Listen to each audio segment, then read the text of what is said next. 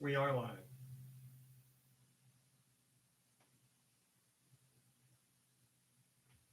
All right, let's try this again. No one can say that I didn't test it, because I certainly did. All right, Mom Brain, you ready to take it from the top? Oh my God, I'm so ready. And I won't forget the thing I was supposed to say this time.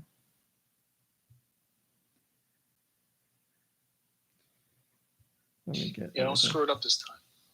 Yeah. All right. One more time. 3, 2, 1. Go Nintendo Podcast, Webisode 769, the Sandygast Podcast. The Go Nintendo Podcast is a part of the Greenlit Podcast Network at greenlitpodcast.com. Mom Brain. Yeah? Can you tell us about Sandygast, please? You got it. Sandygast. For $1. I'll tell you all about it. Mom Brain for $1. Myth for $1. Again, point the microphone at your mouth. Oh, sorry. We were messing with it before. That's true. Okay. Sandygast. It likes the shovel on its head. So Sandygast will get serious and fight any children who come to take it back. It's a foot tall. It weighs 154 pounds. Who are you fighting, Rami? It is both genders. I love that. The category is sand heap, and its abilities include water compaction. Sand heap reminds me of trash heap from Fraggle Rock. Thanks, Mom Brain. My pleasure. For those who aren't For live, for $1. For those who aren't live, we had some sort of technical mishap. Shut up. I don't care. Where there was crackling audio, and the only thing, I unhooked everything and I hooked it back up. The crackling audio issue wasn't on the master recording, it was only in the live stream. I don't know what was causing it. I still don't know what was causing it, but it's either a YouTube issue or a Chrome issue, because Or an UsTube issue. I switched over to Firefox and I ran 2 tests and it's fine. So I guess we're good What the now. heck was that? What was what? Things are getting all crazy on this FaceTime audio. Well, I'm sorry, I can't help you with that. Sound So like you just signed on to dial-up. we had such a good crew in here, and I know we lost some people because I said it was going to take 15 minutes to check, but I wanted to make sure we did it right. So it was almost an hour. It was like 45 minutes of testing to see what was wrong. So hopefully everything goes well this time. But if it doesn't, we're going to continue on because the regular audio recording is fine. But for those who stuck around, thank you. So hello to Doom Eternal and Freddie Fro and PC and Joe's Cool and Autumnal Blake and Highly Unlikely and Char and Sarah and the Aloe Wolf and Anastasia Beaverhausen and Afternoobs and Nico Darunia and Solid Master Link and Jubal Faircloth and I don't know, and Arcade Token and Double D. Wow, a lot of you guys stuck around, and there's even more in here. And Rodney, did Kirby change his name to Rodney, or is that a different Rodney? And Steel Diver and whoever else is in here. Thank Giant Reggie. Thank you so much for sticking around. I appreciate it. Obviously, that wasn't the And really, Saria. only for another minute or so, they say. Yeah, I apologize. I apologize. But for those of you just listening to the regular show, it's like nothing happened. I woke up today. I'm like, yeah, I'm so excited for the podcast. We got fun things to talk about. And then one of those. And now here we are. Here we are.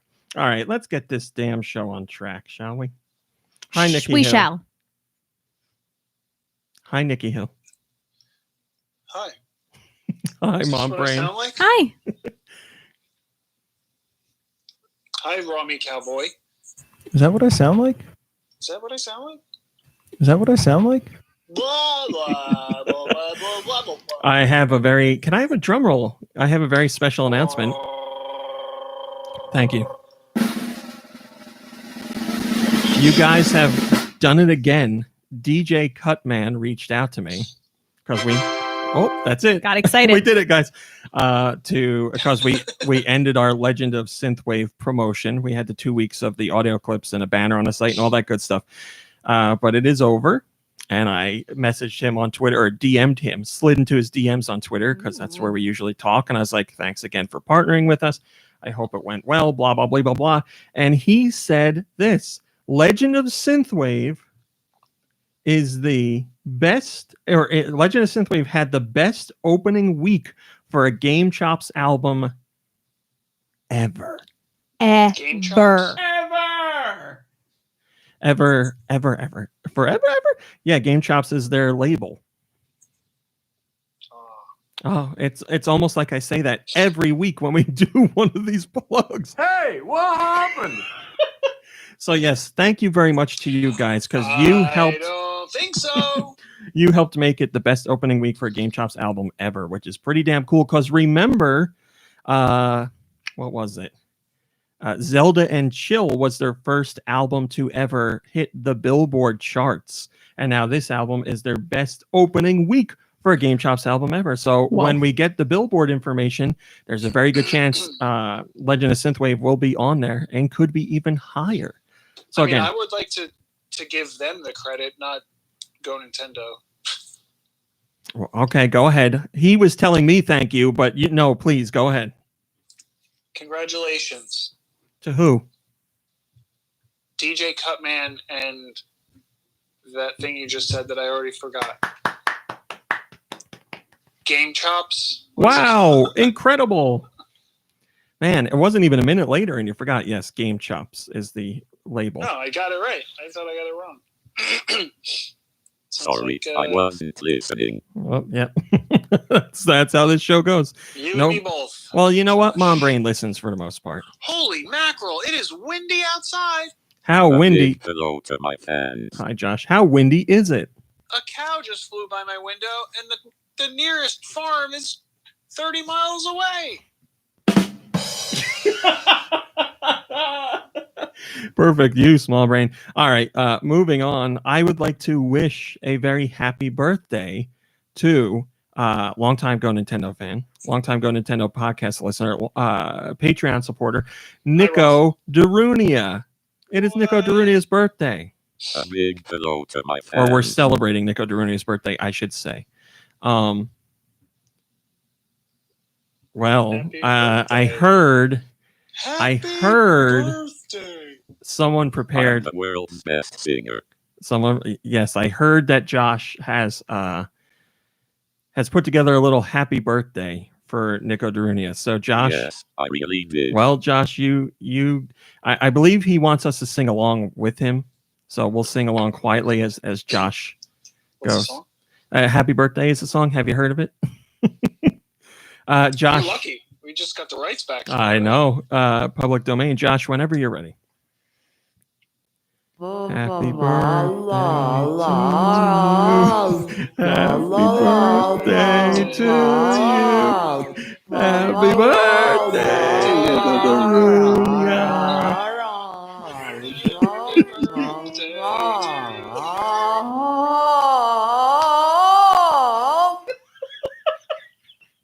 Wow. He really let I'm the world's best singer. He really let it rip there at the end. Wow. Ooh, man, that it's all about Yes, I really did. it's all about the the last note you leave people with, and that was a hell of a note to go out on. Can I make a request? Sure. The next album that Game Chops puts out features at least one song with Josh Grobot. I think it just makes sense. I mean, this is the second time you've made this request, but sure. Have I? I don't remember ever saying Very this. cool. And I said, well, I know plenty of other Go Nintendo listeners want that to happen, and I said I'll see what I can do, but I don't know. There's a lot of details to hash out, and I have a feeling that Josh is a very shrewd businessman, so I don't know. Also, Nico Darunia sent some new podcast soundboard stuff. Even on his birthday week, he's working tirelessly. There's some on the last page. I know that. The last page all the way down at the bottom, it should be. Mm-mm. Yeah, 100%. I tested them all. Oh, they're purple. It's like the last three, I think. On the last page? No. On the second to last page. Yes. Tell, The force tell is him, strong Mommy, with or this Mom one. Brain. Nikki Hill, this one's for you. Do it again. You underestimate the power of the dark side. Oh, The is that force off is of the strong clapper? with this one. Yeah. That's from the Clapper commercial. Oh, the This- commercial. the Darth Vader Clapper commercial. And then there's this one. Whoa. And that is Yoshi's voice, but the real man. So not sped up to sound like Yoshi.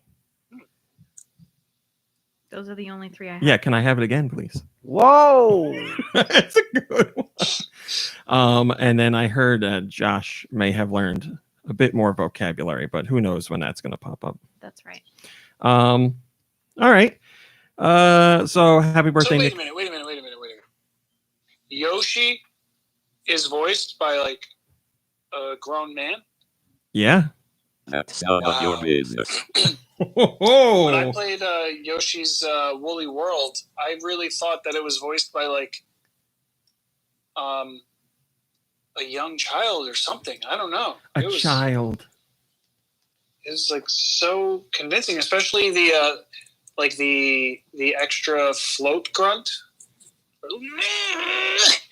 Oh, yes, I understand. That was that's the guy. That's the guy on the toilet. Obviously, that's how they It's got amazing the things that they can come up with, or they can accomplish with audio editing. it. Anastasia Beaverhausen, I have never appreciated a GIF more than the one you just sent in the chat, because I talk about that all the time and nobody knows what I'm talking about. But he sent a GIF of it's a skit from a YouTube channel where there's this guy who's got like a sheet of paper that's like part of it is blocked off, and I'm paraphrasing, but the guy says I think he says on the sheet of paper says, "What's worse than a rapist?"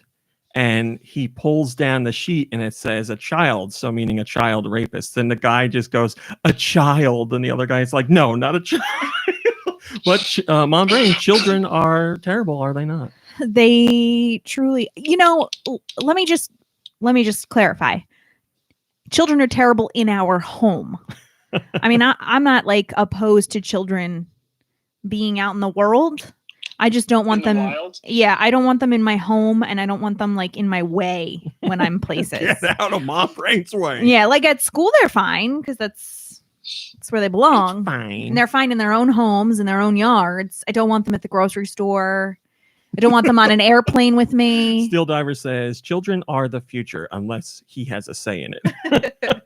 All right, let's move on. So there's a story that popped up this week. It's not our top story, but I did want to discuss it a little bit. A 9-year-old was banned by Epic from playing Fortnite, and a lot of Fortnite professionals are very upset about this. And I'm going to present Fortnite professionals. Yeah, there's pro gamers. Come on, Nikki Hill, you're talking like my dad. There's pro game. No, that's not true. My dad knows about pro gamers. There's people who professionally play games to make money. I understand pro gamers, but like Fortnite professional, I don't know. Well, they're a pro gamer, and their game is Fortnite. I guess you're right on this one. So I'm going to tell you the story of what happened with this.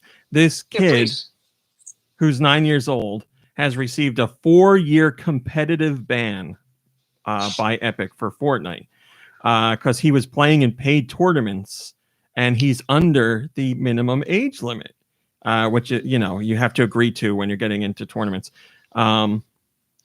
And he did really well. Like, he entered the tournament and he placed in the tournament in the qualifiers of blah, blah, blah. So it's a global competition where you win prize money. And they found out that you have to be 13 to be in the tournaments. And The ripe old age of 13. He is 9. And Epic found out and said no. So he's banned for 4 years. He's technically banned for, as of time of posting, 1,459 days, because the ban will lift to his 13th birthday. To his 13th birthday, yes. Okay. And he is not banned from playing Fortnite. He can still play Fortnite's. What the hell was that? Just taking a leak. He's not banned from Fortnite's casual mode, so he can play Fortnite, non-competitively as far as rankings go, but he is banned from competitive play.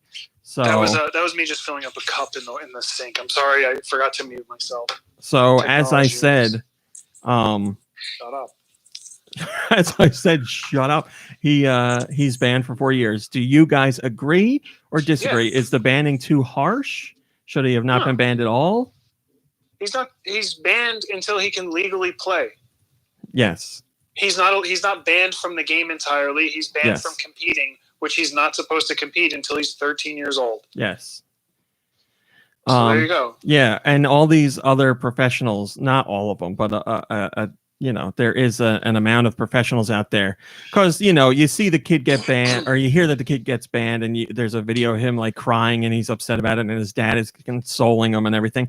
I understand the kid's upset. I also understand that he is a kid, but outside of all that, he broke the rules. Like, he's not going to jail. He's not being fined. They're just like, listen, you're banned from playing in tournaments until you're 14 or until you're 13, just like everybody else is supposed to be. They're not doing anything differently. They're just enforcing it more with this kid. Every other kid out there that is under 13 is not allowed to play competitively in tournaments. This kid is still not allowed to do that. It's just He Epic. wasn't fined or anything. Yeah, Epic recognized him and said, you are now banned from competitive play. So if they wanted to be jerks, they probably could fine him, because, like you said, you have to sign up for it. Yeah, he is. That's like in the rules. So he broke the rules, and he competed and he placed. Yeah.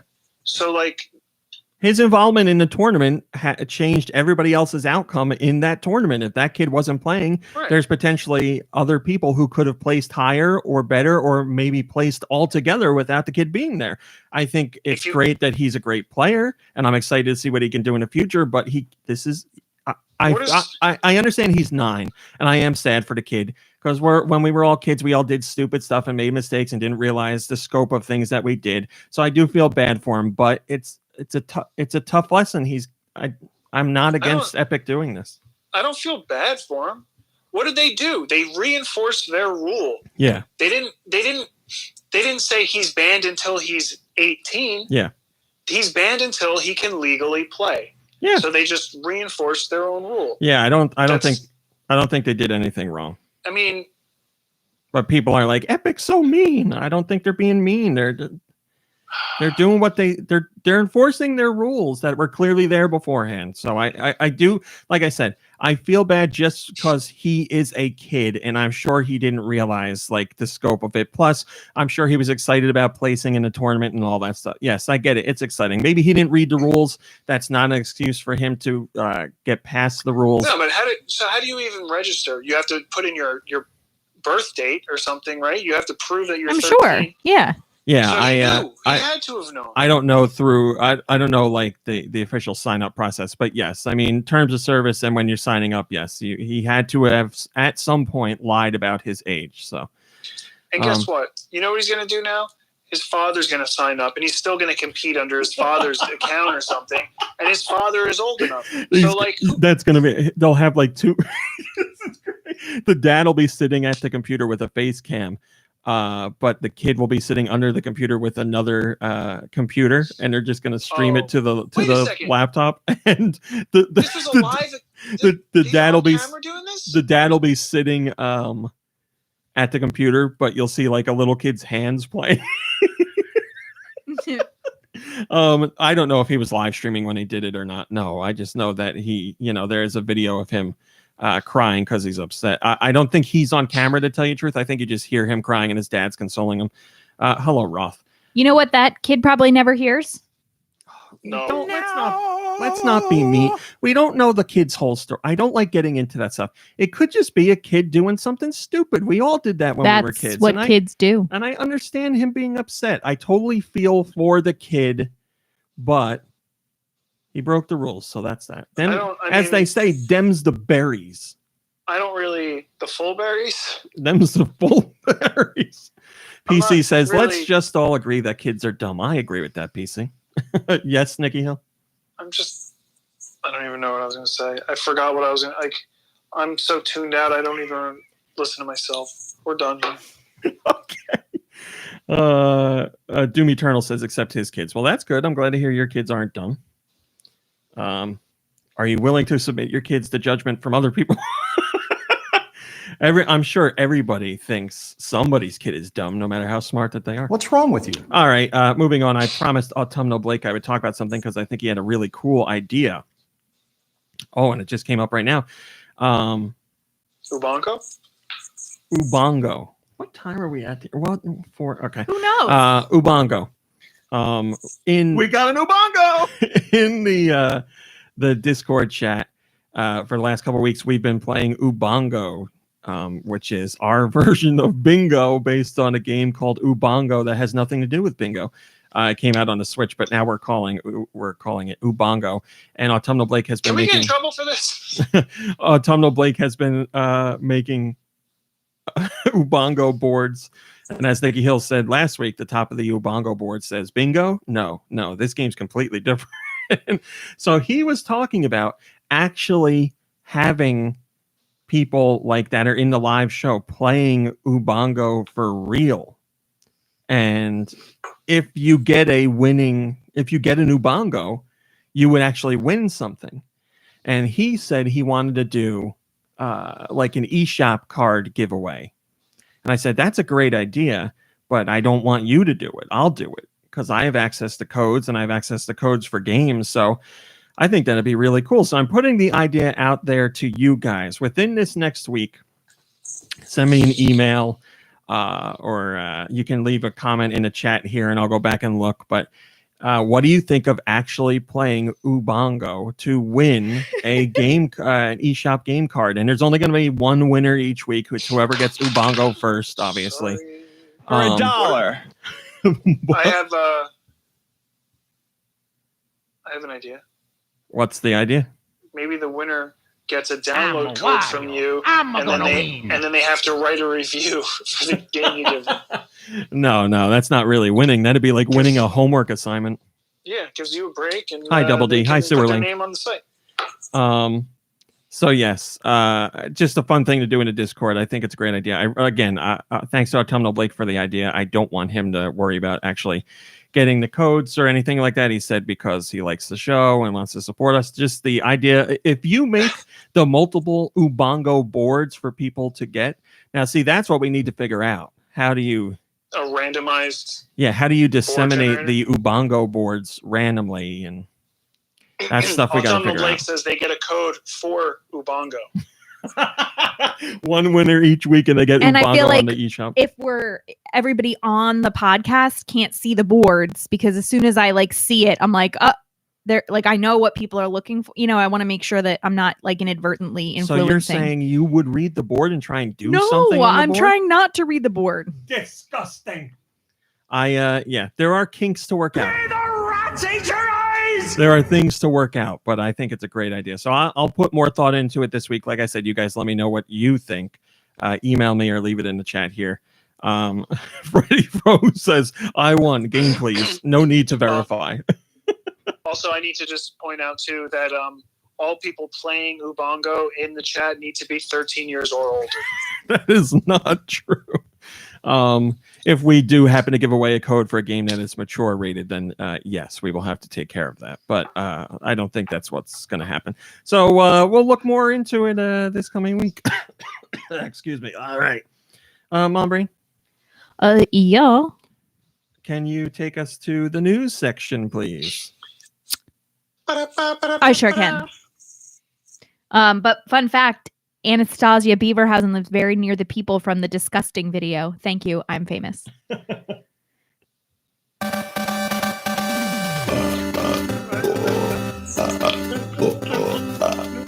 that's all I had. I almost threw up at the end. All right. Our first story this week is about Nintendo suffering a massive leak. Which turned out to be not too terrible, but it was a sizable leak, and it did involve people getting access to things inside of...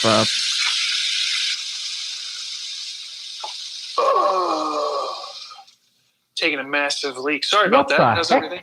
How can you keep... This has to be on purpose. That was on purpose. That was a massive leak. You get it?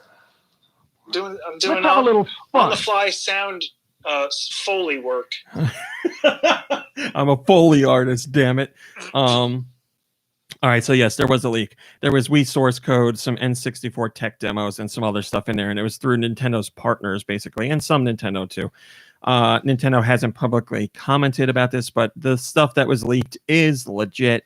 Obviously, Nintendo has... That is not correct. That is correct.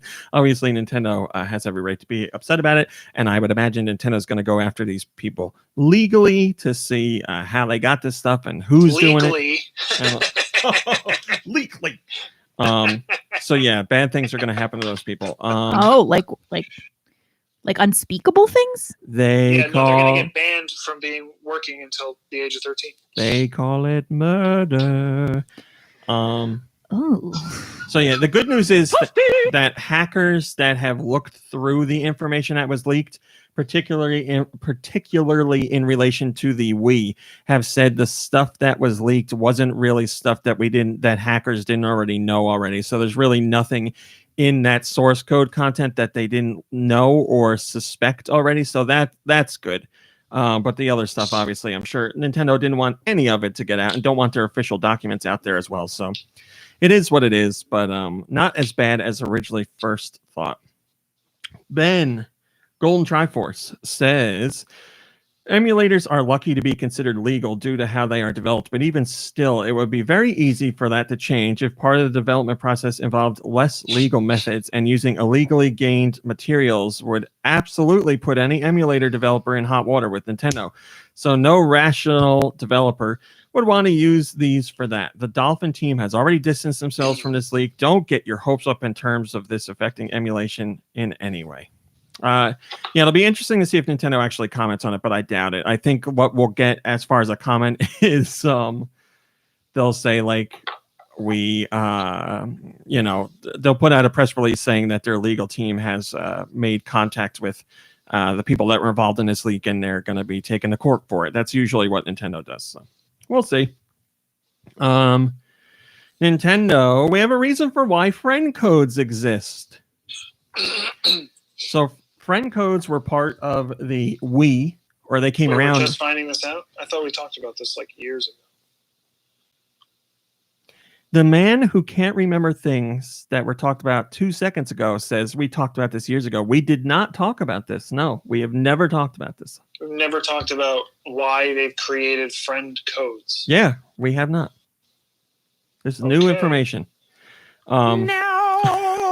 So yes, friend codes came about on the Wii, and everybody's like, why are there friend codes? Why can't we just have a username? Well, now we have the information, or at least the insight as to why Nintendo wanted this on the Wii. And then they didn't do it on the Wii U, and then they went back to it on the Switch. So this just pertains to the Wii, the reasoning for the Wii. So we don't know if Nintendo's reasoning changed for the Switch. But with the Wii, Nintendo was worried that when people would sign up, they'd get frustrated that they'd sign up with, whatever their preferred name was. Let's say Mom Brain would pick Fart Blaster 82, and she'd go to sign up, and that'd be taken. And she's like, oh, and then she'd just go with just Fart Blaster, and Fart Blaster 69, and that would be taken. And then people would be like, what? This is such a pain in the butt, and they'd get frustrated with the process. Nintendo was like, we don't want people to get frustrated because the Wii is supposed to be a system that's easy for everybody to use and get in and do. So we'll give you a 400 number code that you have to try to remember. Yeah, so they were worried that it would lead into people's frustration. So instead of giving them names, oh my God, Kirby just said something amazing. They gave them Wii friend codes, but there's another reason as well. Go ahead. Kirby says, I still think we need to bring back friend codes and call them chumbers. Oh my God!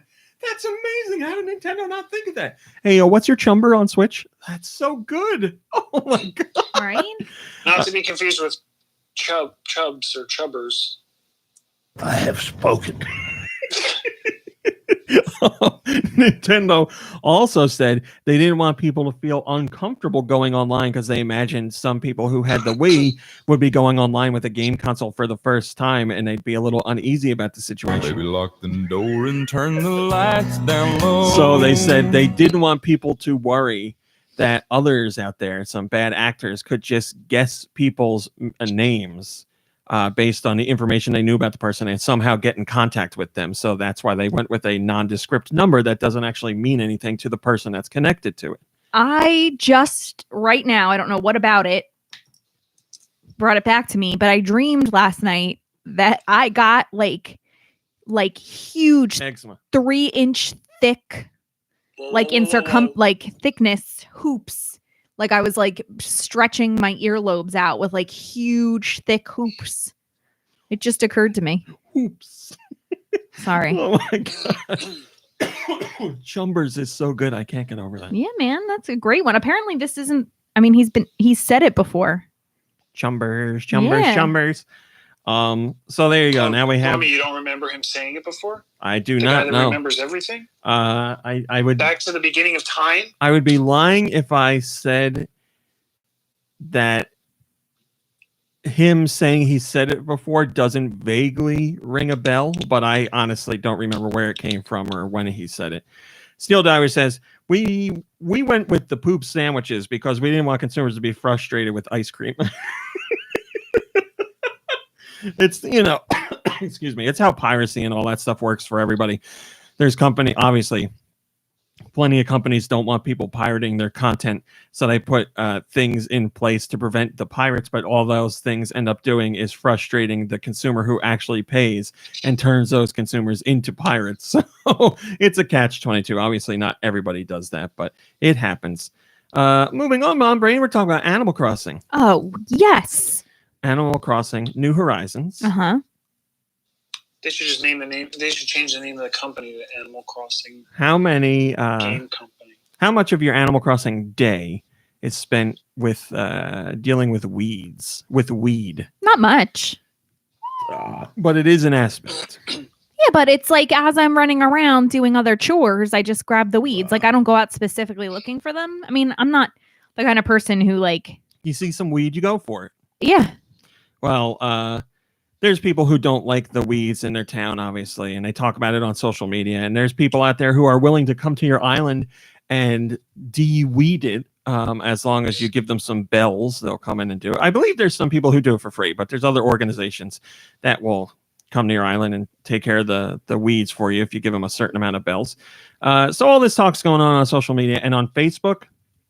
It's causing a lot of problem because Facebook's automatic filters and also its reporting features are causing these discussions about weed to be taken down because Facebook's algorithm thinks that these people are doing like open drug deals on Facebook saying like, can somebody come help me with the weeds in my town? Or oh my God, I need somebody to get rid of the weed and all. So there's been Animal Crossing Facebook groups that have been shut down because of this. It said no new members are allowed because of the illicit drug conversations. That's amazing. That is such an old person. Like I know, right? It just shows that Facebook is, skewing older. You know what? I don't know why, but it reminds me of that one. Was it like a Vine or I don't know what it was. That is not correct. Of the girl who tries to vape with a USB drive. Like she's like trying to suck on it and like nothing's happening. You're not going to give me a screwdriver back?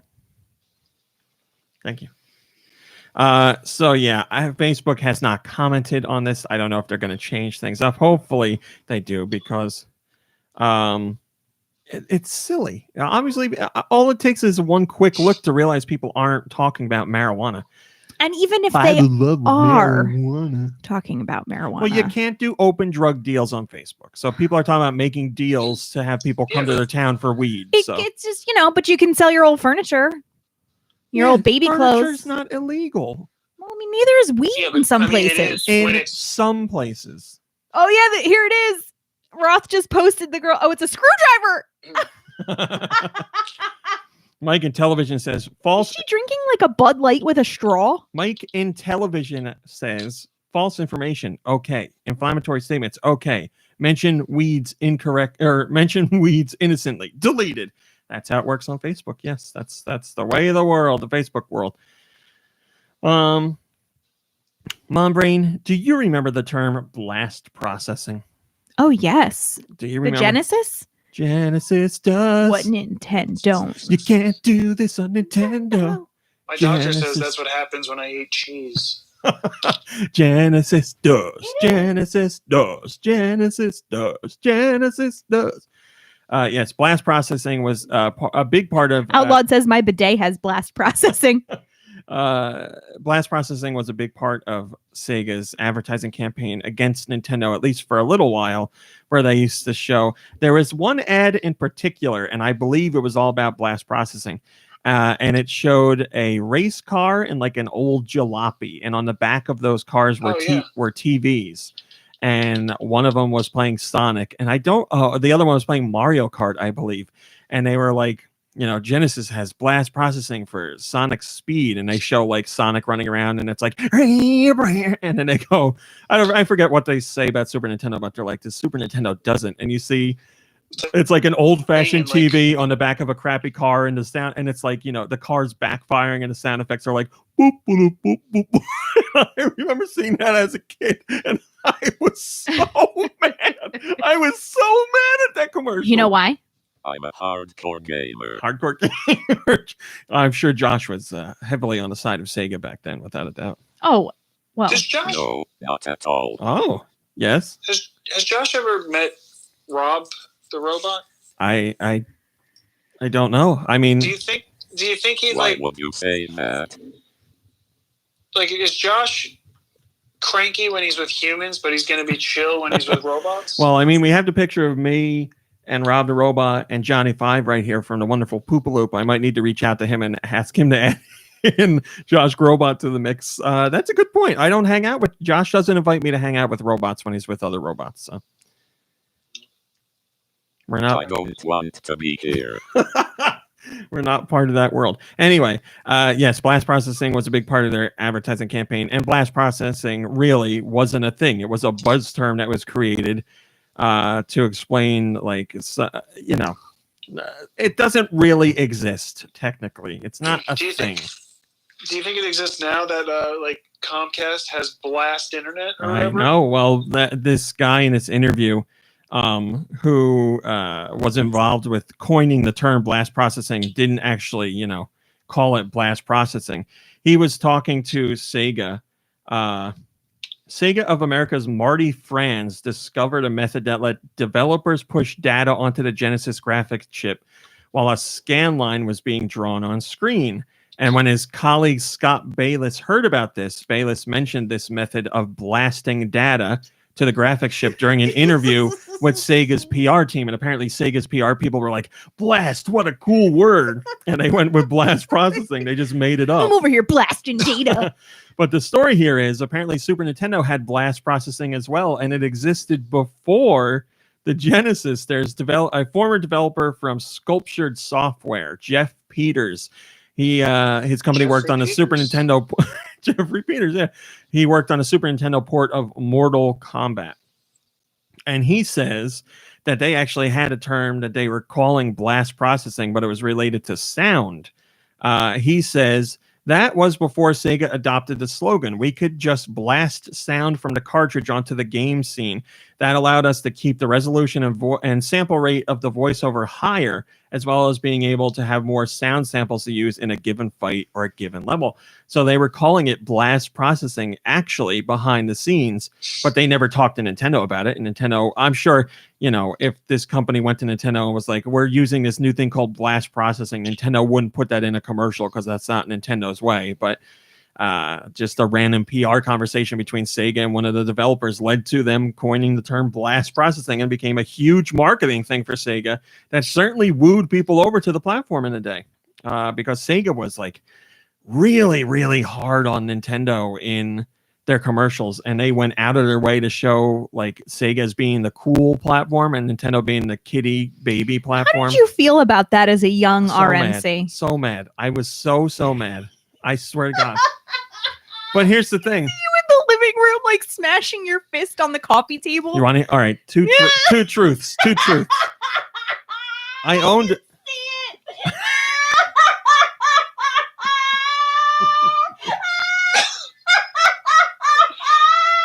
That's on the Ubongo board right now. See your mouth, like sweet Calm down, honey. Calm down. Mom, the commercial's on again. Here's two truths. I owned a Sega Genesis. Like I'm a video game fan first, but yes, I did like it. Back then I was very much like Nintendo versus Sega. And the other thing, hold on, you're going to love this part even more. Do you want me to tell you? When that commercial used to come on after I saw it the first time, I used to turn the TV off. Or I would change. Or I would. Wow. Or I would change the channel. It's like the commercials with the dogs. The Sarah McLachlan song. Oh yeah, right. 2 commercials I can't watch: ASPCA commercials and blast processing commercials. I won't hear it. I won't even have this filth in my home. I remember vividly waking up one morning to watch. There was a video game show where people would answer trivia questions. Tony De La Mancha? Answer questions about games. And then at the end, they'd run around and they'd have Velcro suits that they would stick games onto and they'd win them. And I was watching that show. I used to wake up early to watch that show. And during one of those episodes, they had that commercial, and I just went back to bed. I turned it off and I went back to bed. Cloud Mario says, I guess Genesis does what Nintendo does. Yes, that is true. I'm glad I could make you laugh so much with that story, Mombre. So wait, you boycotted the entire show that you were watching just because of that commercial? Just because of that. Just that day. Yes, I did. You were so offended. Yeah, I was. So sweet. I went back in the day. I was very much a part of that back and forth war. Yeah, but I supported both sides. Yeah, I did, but I had more affinity towards Nintendo. I didn't think Sega was a bad company, and I didn't think Genesis was a bad system by any means. I loved my Genesis, but when they started doing that stuff, I was really frustrated because I was like, that's not true. What are they talking about? Why would they show this? It made me really mad. Did you write a letter? No. No. Went in my room and cried. Did you do an opinion piece in school? Like I could see your teacher being like, all right, class, today we're going to learn to write opinion pieces. And you're like, oh, I have just the topic. I don't ever remember writing about video games in school. I was going to say, Raw Meat never wrote anything until they invented the computer and keyboard. Anyway, moving on. There was concept art that surfaced for 2 canceled games from Retro that were, loosely in development years ago. This artwork is confirmed as real. We don't know how far along really it went as far as development goes, but it seems like it was very early. And the games were for a Legend of Zelda spin-off that starred a male Sheikah character, and it was about the Gerudo resurrecting Ganon, and it would also be about the creation of the Master Sword. So as an action, they were describing it as an action JRPG. And they have this one guy, former artist at Retro. I just wonder what Ganon's up to. Sammy Hall has a lot of really awesome concept art of Gerudo women and the male Sheikah character and just landscapes and stuff. Some really gorgeous stuff. Unfortunately, he took down the portfolio now because it got so much attention. I'm sure he received some backlash from those behind the scenes. But you can still find it out there. And the other title that he has concept art for was a game that was going to be for portable. So it seems like the DS. And it was going to star a Boo. And it would be about, apparently, a Boo learning how to scare people. Aww. Which seems like such a great idea to me.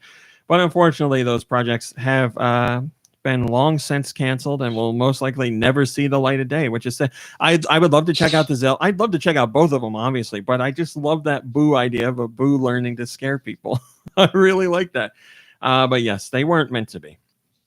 Mr. Coy says, never thought I would see concept art of a Boo getting crucified. I can see why that project was canceled. Well, the developer, they were like, hey, we're working on this project. It's about a Boo and blah, blah, blah, blah, blah. Whip up a whole bunch of concept art. So he, sat down and drew up like 50 different things. And yes, obviously, some of them were cutesy and some of them were realistic and some of them were topic-wise stuff Nintendo wouldn't go after. But yeah, I wouldn't imagine. It's not like Nintendo saw that and canceled the project. It's just, when you're spitballing ideas, you throw a whole bunch of things out there as an artist and then you pull elements from all different pieces to put something together. My brain. DD mega doo-doo. You're most likely going to have summer work to do, but in case you don't, I will be board approved for summer work on Monday. But in case that doesn't happen, I have a backup job for you. Oh? Have you heard of the luxury homeware brand Olivia's? No. Well, apparently they're big in the UK. Hey, Crinkle Boy, mute that microphone. I'll throw this phone on the floor. What's wrong with you? They have luxury homeware brand Olivia's has started a service for consultations in Animal Crossing New Horizons. So if you are playing the game and you're like, this room just isn't coming together, I can't get the look that I want, I don't know how to put the furniture where it should be, I'm trying to go for a vibe here and everything's just garbage, you can sign up on their website for an in-game consultation, and an Olivia's representative will come to your island and give you a walkthrough and say, here's what you should do, what kind of theme are you going for, here's the things for flow of the house. But they're also hiring people to do that. And you will get paid £40 an hour. I don't know what the, what's that word? Exchange? Yeah, thank you. No, it's just fist pounds. Yeah, 40 fist bumps. So yeah, you can sign up and potentially become a consultant for these people. I don't think I have what it takes to do that, but thanks. This just goes to show, once again, how insanely huge Animal Crossing New Horizons is compared to other installments. The other installments were definitely hits and multi-million sellers in the tens of millions, but Animal Crossing New Horizons is on a whole new level. It's crazy. Steve Nintendo says, I have a giant pinkish panda in the corner of my bedroom. Kind of creepy looking. Kind of like that's where I keep the bodies. Does that make it sound like I've got what it takes for this consultancy gig? You might want to leave that part out of your application. I don't know if they're going to take you on if they hear that, but I don't know. Maybe they're looking for somebody who's thinking outside the box. Wow. So 40 pounds is equal to $49.62. So $50 an hour. I educate the youth of America, and I don't think I make that much an hour. And you work your own schedule there. So if you want to do an 8-hour day, if you can line up the customers who want that stuff, then yeah, because you could make some bank doing that. That's pretty cool. Hey, if Olivia's is willing to pay that, why the hell not? Then go do it. Yeah, obviously, I would imagine that job will open and close within a year's time. I don't think like 4 years down the road they're going to have people doing that still, but for at least a year, I would think you'd be able to do it. Also, speaking of Animal Crossing Pockets Camp has seen its best month ever, hitting nearly $8 million in revenue for April 2020. Our friends at Sensor Tower put together this data because they track everything mobile. Lifetime player spending has gone past 150 million in the game. In the 7 days after New Horizons launch, Pocket Camp downloads increased by 229%. This amounted to a week-over-week increase of 1.9 million. In that same week, player spending rose to 106% to 1.7 million. In the month following New Horizons launch, downloads grew 547% as compared to the month prior. Revenue shot up 27%. Month of April 2020 was the game's best ever for revenue, generating $7.9 million in player spending. Japan is where it's biggest, followed by United States and Great Britain. The App Store is the store where the game is the biggest and sees the most spending, not the Google Play Store. Animal Crossing Pocket Camp has been installed by 44 million mobile users so far.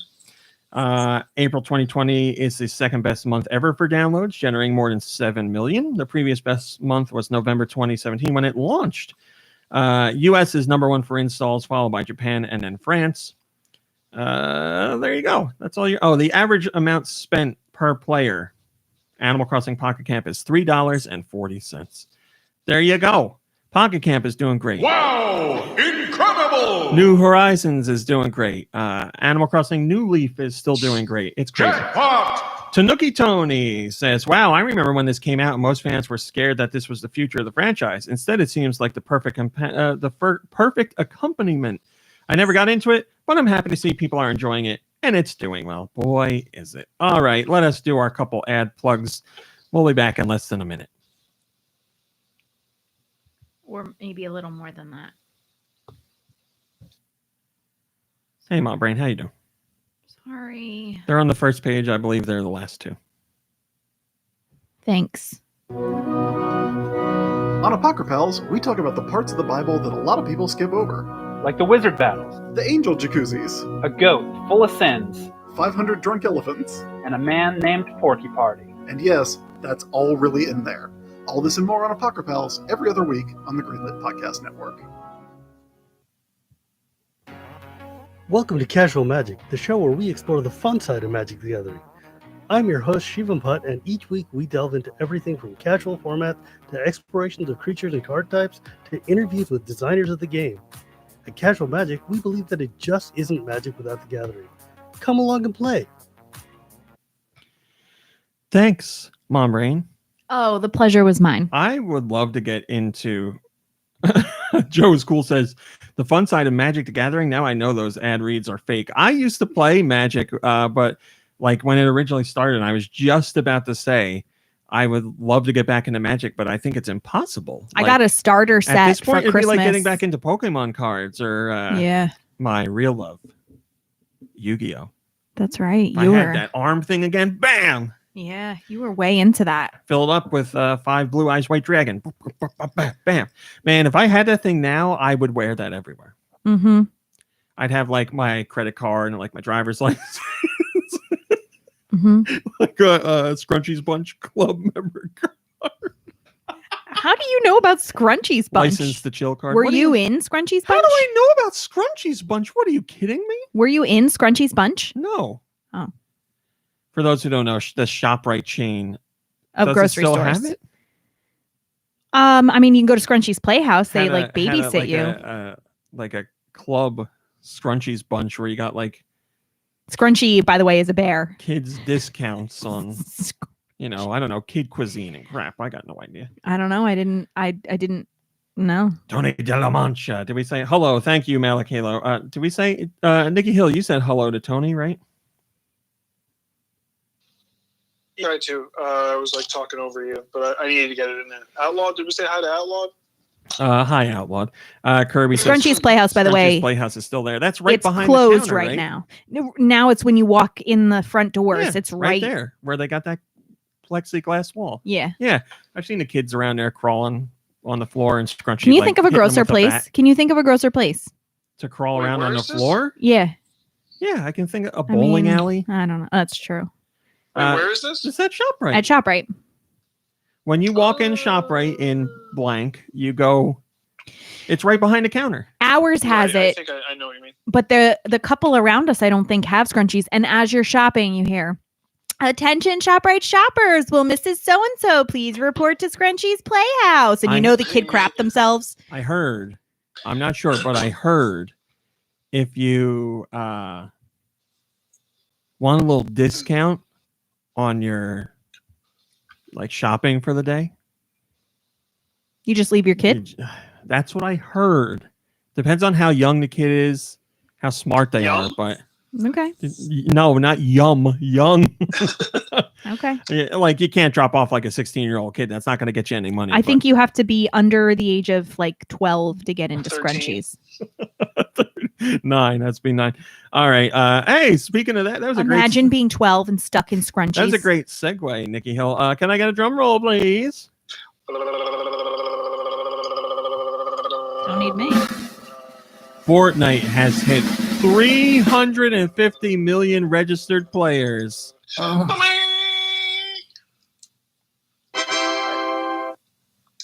am a soundboard. Somebody's got to. Is that what I sound like? Somebody's got to clip that. I am a soundboard. Is that what I sound like? Is that what I sound like? Yes. Is that what I sound like? Fortnite has. Is that what I sound like? Jesus Is that what I Christ. sound like? Is that what I sound like? That's enough, you two. Is that what I sound like? Fortnite has hit 350 million registered players, and those players spent a combined 3.2 billion what I sound hours like? running and gunning in Fortnite in April 2020 alone. April 2020 alone. I am impressed. 3.2 billion hours of in-game time. So Fortnite may not be as big as it used to be, but it is still absolutely massive. I People bet are right still now like- it's like seeing a little bit of a surge. they just had a big they've had a couple really big concerts recently. They had the Travis Scott concert, which as far as I know is the most viewed concert in the world ever.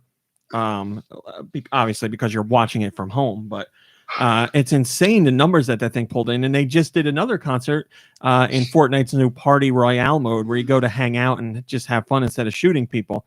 And they had like Steve Aoki and Deadmau5 and somebody else I don't remember. Oh yes. Oh, I forgot to mention this. Natalia, the I sleuth. forgot to mention this. Speaking of DJs, our RMC's doing some work on the site.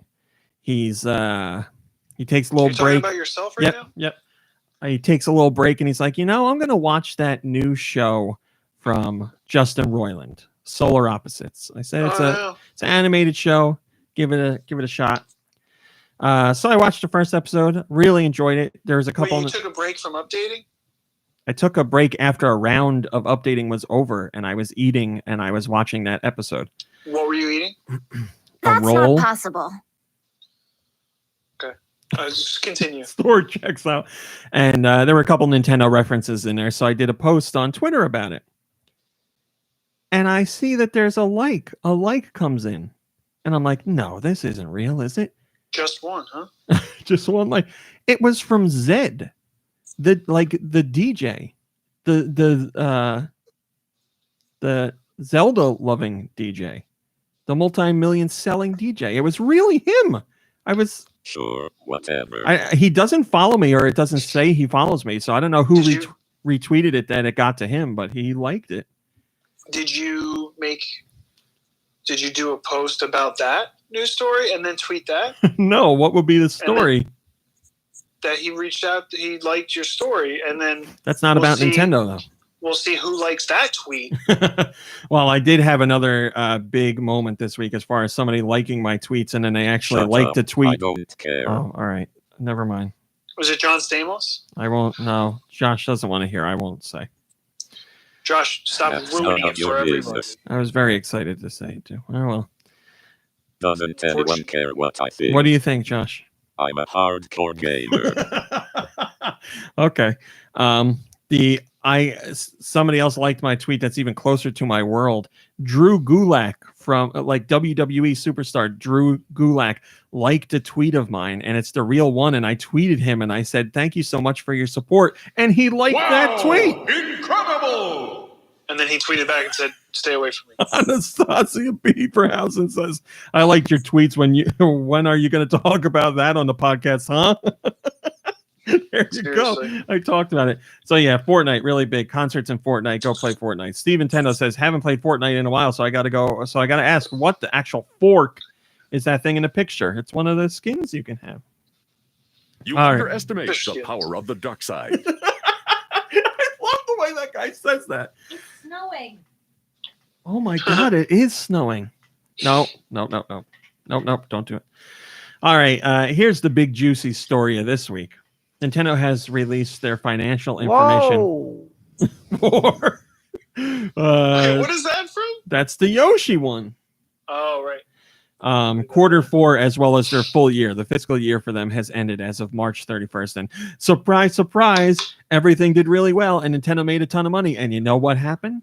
Their stock went down. You know why? Because Nintendo was responsible and they said, we don't know what's going on with the pandemic. It seems like things are easing up in some regions, but we don't know the full scale of things. So they said, here's our projections for what we're going to sell next year. And we're going to be a little conservative because we don't know what's going to happen. And they said, we're going to adjust these numbers as we go on. And they said, they're going to sell 19 million Switch units in this coming fiscal year. And they said they're going to sell this many software sales. And What? Hi, Jumpman. Welcome to the chat. And they took a very level-headed approach. And Ice here too. Despite the amazing sales that the Switch saw and Switch software saw, investors were like, "Oh no, dump this stock, get it out of here." It's unbelievable the amount of success that Nintendo has and the amount of reserve that they show when they're doing projections, and analysts are like, "No, sink and ship, get out." It couldn't be so far. It couldn't be any farther from the truth. They had an unbelievable fiscal year.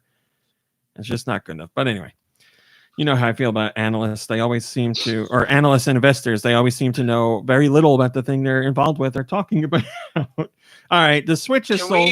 Can somebody create a sound clip for us that's the tune of "Let's Get Physical," but have it say "Get Fiscal"? I want you to know that you're cutting in and out, Nikki Hill.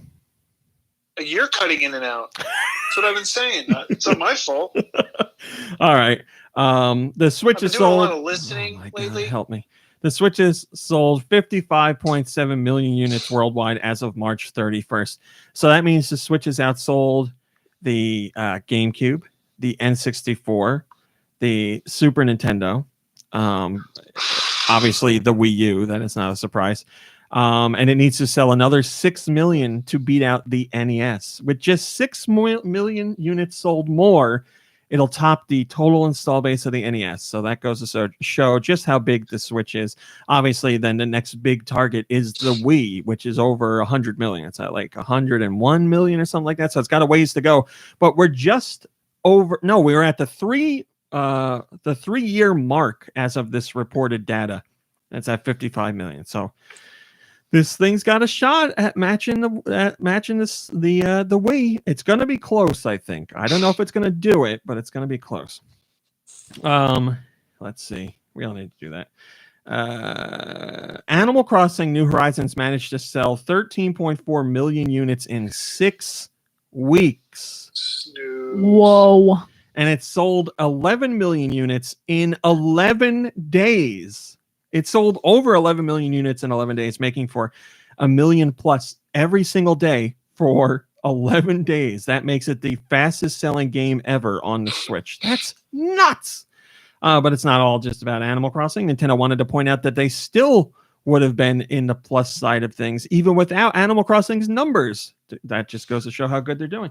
Pokemon Sword and Shield have outsold all mainline Pokemon games that were on the 3DS. And the total number of million sellers during this fiscal year was 27. That includes Nintendo titles and third party. We don't need to do all that. We don't need to do all that. If you really want to get into the nitty gritty of like all the specifics in their financial report, we got all that for you. But I'll give you the breakdown of the top 10 Switch party. I don't care. I'll give you the top 10 best-selling first-party Switch titles. Mario Kart 8 Deluxe is at 24 million. Smash Brothers is at 18 million. Zelda Breath of the Wild is at 17 million. Odyssey is at 17 million. Pokemon Sword and Shield is at 17 million. Pokemon Let's Go Eevee and Pikachu is at 11 million. Animal Crossing New Horizons at the end of the fiscal year was at 11 million, but as we found out in 6 weeks, it did 13 million. Splatoon 2 is at 10 million. Super Mario Party at 10 million. And new Super Mario Bros. U Deluxe at 6 million. We also have updated numbers for other first-party games that are not in the top 10. Luigi's Mansion 3 is at 6 million. Super Mario Maker 2 is at 5 million. Link's Awakening is at 4 million. Fire Emblem Three Houses is at 2 million. Ring Fit Adventure is at 2 million. Pokemon Mystery Dungeon is already at 1.2 million. Astral Chain is at 1.08 million. And Marvel Ultimate Alliance 3 is at 1.08 million. So million sellers all over the damn place. Nintendo's got hit after hit. You can read a whole bunch about Nintendo's approach to the coronavirus, how it's impacted them, what they're doing going forward, blah, blah, blah, blah, blah, blah, blah, if you want to. Autumnal Blake says, I'm not sure if this was something we already knew, but it's awesome to see Astral Chain reach 1 million. We did know that, but yes, it is nice to see that it's included in the report and it's still selling titles. Like I said, we'll skip over the coronavirus stuff because you can read that on your own time if you'd like. There is a rumor. So here's what we know for sure. EA is doing more games for the Switch. We know that for a fact. They have openly said they have multiple titles coming to the Switch. We know for sure one of them is Burnout Paradise Remastered. There has been a rating for the original Unravel coming to Switch, but EA hasn't officially announced that. And that's really all we know. So there's other stuff going on. Well, Jeff Grubb over at VentureBeat, who has gotten inside information before, has given a little bit of a hint of what some of these titles might be. I'm going to read his remarks specifically. I'm not going to leave anything out so you can hear exactly what he says. He says EA's, whatever the guy's name is, something Wilson. I don't remember. One of the head honchos over at EA. He says, in his prepared remarks, Wilson spoke about plans to increase support for the Switch. Quote, and we're also planning to deliver more for more Nintendo fans. It's multiple, what? With multiple EA games set to launch on Nintendo Switch this year. End quote. One of those games is Burnout Paradise Remastered. The other is likely Apex Legends, although it's possible the publisher may have more than that. Oh, and that HD remaster of an EA game is the Mass Effect trilogy. Just don't expect that to also launch on Switch, at least not at first. So there's a couple little slivers of hope in there for Apex Legends on Switch and Mass Effect Trilogy HD on Switch. We'll just have to wait and see. Ooh. Autumnal Blake says, really, with how trashy EA has been the last few years, I have no interest in giving them any money. Well, we'll see what fans are going to do. It's going to be interesting. As long as EA puts in some effort on their Switch titles, there may be support from fans. We'll find out. But they got to do a lot because we need a lot of goodwill because EA has treated us like garbage for a long time. As I mentioned, the Switch has outsold the GameCube and Nintendo 64. But did you know that the Switch has outsold the Nintendo 64 and the GameCube combined? What? The Nintendo 64. Thank you so much for playing my game. Nintendo 64 sold 32 million units. The GameCube sold 21 million units, making for 54 million units. And the Switch has sold 55 million units. So in 3 years, it managed to surpass both of those systems combined.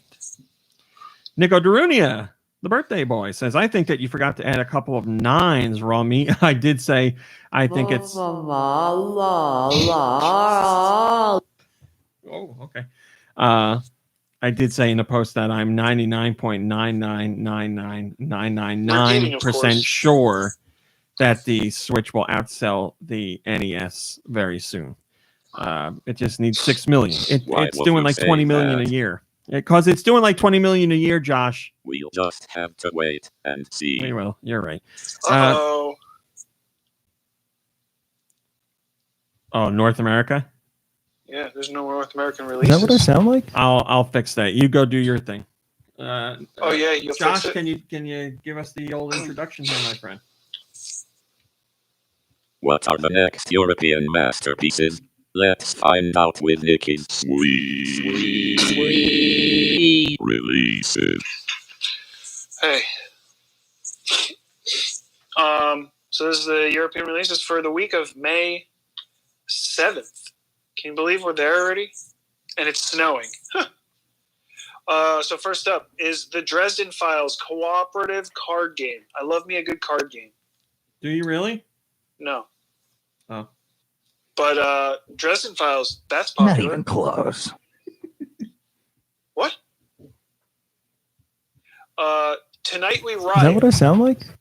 Is that what I sound like? I don't know about this game. I was reading about it. It's a dangerous game to put in the hands of... For those liberals. Yeah. Mortal Kombat 11 Aftermath Collection, spelled with a K. Has to be, yes.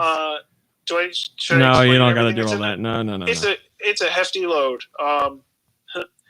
Monochrome World. I want to look this up and see a trailer for it. I like the idea. Ghost Files. Memory of a Crime. Cloud-Based Prime. Jay and Silent Bob. Mall Brawl. What is that? Snooch to the nooch. What's that? Snooch to the nooch. So it's a just a brawler, huh? It's basically like Double Dragon. Like it's got old school NES graphics and everything. Right. our 2-bedroom story. Hey. Hold on. Let me read that to you. One day, you suddenly find yourself living with one of your very popular coworkers. As you get glimpses of who he is underneath the company mask, your heart-pounding secret life will only get that much more passionate. All in the main... blah, blah, blah. You fall in love with a coworker? Yeah, but who's also your roommate? Yeah. Awkward. Or maybe you become roommates. So many romantic misunderstandings. So inappropriate and against many company policies. Inappropriate. All right, Nikki Hill, sorry. I'm only go going to ahead. live with my popular roommates. I thought you had made the list for yourself again, minus the details. I did, but I kept some of the details, so I don't. So it's better. That Okay, you I don't understand. All right, go ahead. Well, some of them are interesting, like the monochrome world features the journey of a raindrop to recolor the gray world, bring back the colors to the world in a total of 60 stages. I don't know. I saved that one. Task Force Campus, Infinite, Beyond the Mind, Tennis Club Story. I thought they used rackets, but this one's tennis club. I'd love to go play tennis with you today, but I don't have a club. So you bring a tennis club. Slaying too. Nikki Hill, you make a lot of corny jokes, which is why one of the many reasons why I love you. But that one in particular, I really enjoy. Tennis clubs. Yeah, it's working. Sorry, go ahead. Yeah, that's what it is. It's the story of that time I used a tennis club rather than a racket. Let's have a little fun. Slayin' 2, which just sounds like a great name for a game. I think this is another one I need to look up. Fledgling Heroes. Relic Hunters 0 Remix. Now, this one bothers me. It shouldn't bother me because games and companies do this all the time. They copy things. But Bomb. It's basically Bomberman, right? But it's just called Bomb. Sure. Yeah, it sounds like it. It's just an arcade game where you set bombs and blow stuff up. Void Bastards. Can't believe we can say that on the air. Void Bastards Deluxe Bundle. Pong. Lonely Mountains. I want everybody listening to the show to know that Nikki Hill is breaking up on his phone. It is not the podcast. We're okay. Yeah, I don't know why it's doing this. I mean, we've been connected for over 2 hours, so I don't know. You sound great. You sound great now. Yeah, you're breaking up for Geritorium, The Bullet, Time of Revenge, Spirit of the North, Arcade Archives, Mag Max. You see that? You see that movie, Mag Max? I had a joke for that. It's gone. The Four Kings, Casino that is and not Slots. correct. Idle Champions of the Forgotten Realms. Idle Champions of the Forgotten Realms is a D&D game, and it is also free. It's free. So, Four Kings, Casino and Slots. That's free. 80s Overdrive. Is that a driving game? Am I right? That is a driving game, yeah. That is correct. Read 2, Jet Ski Rush, Feathery Ears, Stone, Megabyte Punch, Fury Unleashed. Now, I saw a trailer for this before I saw that it was releasing this week, and I'm really upset it's not online multiplayer, but can't have it all. It's Metal Slug, basically. Right? Yeah. Couch co-op, but not, that couch has to be 6 foot long for us to be able to play it. Super Mash. I think that's about potatoes. And High Rise Heroes World Challenge. That's it. That's it, and that's all. You did miss Dark Burial. Oh, wait a minute. It's on here, too. Dark Burial. Dang it. Rise from your grave. We have... Well, okay. Yeah, that makes sense. Dark Metamorphosis isn't on here. Yes, Dark Metamorphosis is definitely on there. Oh, Dark Metamorphosis. Although your Wise from the Grave works, too. Very good. Look, I know what I'm doing here. Okay. God. So how the American releases? Something's going on here. I'm a hardcore gamer. Oh yeah, Josh, what do you play? Did you know you can play Tetris for free on Tetris.com? I did know that, yes. You know what, Josh? Very cool. It's you're not supposed to answer a question with another question. Why would you say that? Steven Tennis says, gotta say, I'm liking the quieter release schedule that we've got at the moment. I'm thinking I'd like to put some more time into Breath of the Wild because 530 plus hours could never be enough, right? Maybe replay Sonic 3 and Knuckles or even Halo. Plus, I'm planning on having a Super Nintendo online weekend so I can play some Link to the Past, Mario World, and Super Metroid. I'm also thinking I'll probably just end up playing more Animal Crossing. Oh, that's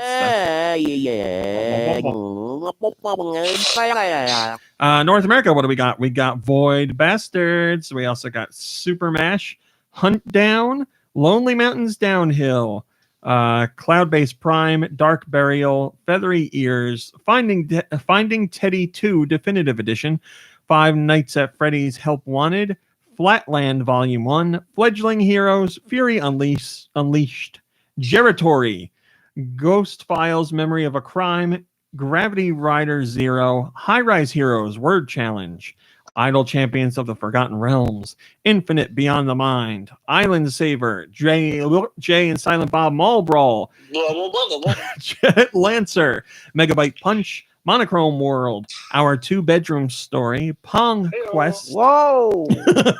Read 2. That's a great one for the board, man. Relic Hunter Zero Remix. She Sees Red by the Seashore. Slayin' 2. Cheese Sees Red. The force is strong with this one. Spirit of the North. Stone Super Mega Baseball 3. That's what that guy says. The force is strong with this one. Tennis Club Story, Task Force Campus, The Bullet Time of Revenge, The Dresden Files cooperative card game, and The Elder Scrolls Blades comes out on May 12th. I didn't realize Elder Scrolls Blades was coming out then. Steel Diver is killing it. He's the #1 comment again. He says, looks like this wasn't a top story. What's the deal with airline food? No, but really, if this gets read on the podcast, can you please bring back the womp for today's stories or whatever the daily YouTube videos called? Yes, I could bring him back one time. Sure, why not? We're not going into all that. There's a whole bunch of stuff in here from the Nintendo financial report. Nothing too mind-blowing unless you want to get into like the real nitty-gritty details. You get a breakdown of sales for Animal Crossing in each region, and Switch sales in each region, and how good it's doing and all that jazz. Nintendo says the game has already surpassed their lifetime sales expectations for it, and it did so in 11 days. So that's all you really need to know. Obviously, Nintendo also says that they're working on new games that are coming to the Switch this year that we don't know about yet. That's not really news. We know that all the time. Let's have a little fun. Let's have a little fun.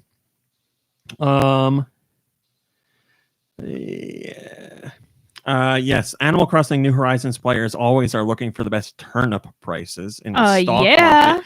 And there's a site called Turnip Exchange. So happy we have that on there. Me too. The Turnip Exchange, Factory Direct. That's what I was trying to get. Is a fan-run website where you go to see people who have their gates open and what their turnip prices are. So 400 bells, 500 bells, 600 bells. You go there and you can see where to go when you get in line and you wait. It also tells you how many people are waiting to go to the island. On top of that, maybe you have an island where you got some really good turnip prices and you want to get in there. You can add your site, or you can add your game to this website and let people know. But you can also do it in priority. And if you do it in priority, you'll get more people. People will know your place has a better, you'll be ranked first on the site because you are given priority. But how do you get priority? You pay real money. They have a Patreon. And if you join the Patreon, then you can get priority listings on the site for your island. Is it going well? Well, the Patreon existed for this group. Let me get this right. The Turnip Exchange was part of like a ring of sites that were also, or a network, I should say, that already had a Patreon. And the Patreon before Animal Crossing had $1,000 worth of supporters. That was in early April. Then, the Animal Crossing boom was happening and they started Turnip Exchange. Now the Patreon has $13,000 worth of supporters a month. That's how much people are willing to, or that's how bad people want good turnip prices or want to put their island out there to let people know that good turnip prices are there. Putting in some cash, and you can pay $10. No, you can pay $5 to be a part of this Patreon and get on there. So they're getting a lot of support, man. But also they're paying major hosting bills because the site is seeing 250,000 to 300,000 unique viewers a day, which is killing it. So yeah, their hosting bills got to be astronomical right now. Steve Nintendo again says, insert joke about how gamers complain about in-game purchases, paid DLC, and microtransactions. Well, people are taking this turnip stuff very seriously. Finally, our last top story.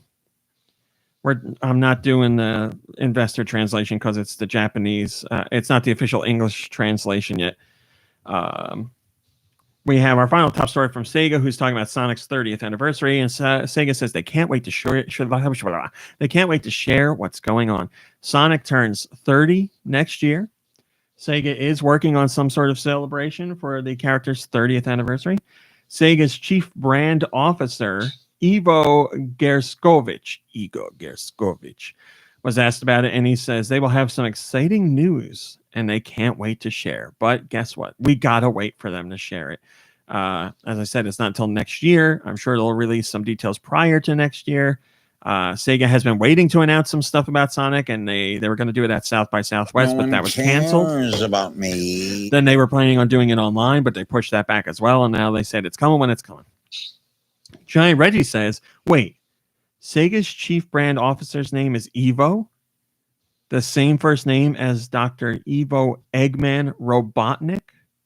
Next thing you tell me is the president of Nintendo America's name is Bowser.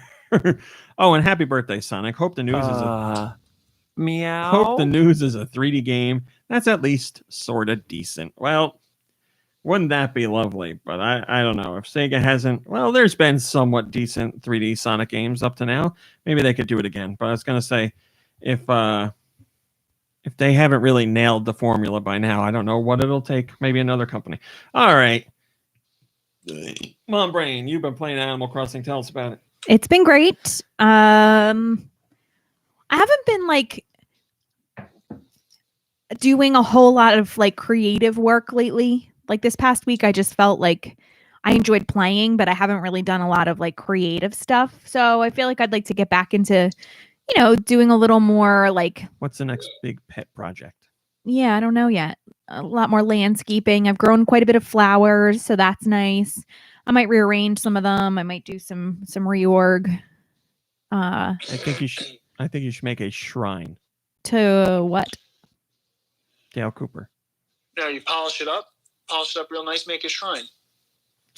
Oh dear. I could make a Dale Cooper shrine, although I do have a Twin Peaks bedroom. That's real nice. Shrine. I meant to show you. Somebody made the lodge, and it's amazing. The Black Lodge. Yeah. That's terrifying. It's amazing. It's really well done. I think I saved it on my phone, to tell you the truth. So that's it for you, correct? Yeah. Nikki Hill, what have you been playing, my friend? I don't even know. I didn't really thing with you guys online, right? But I did play some Mario Kart. I think maybe I have a kart that I'm happy with, or a motorcycle, like a bike. And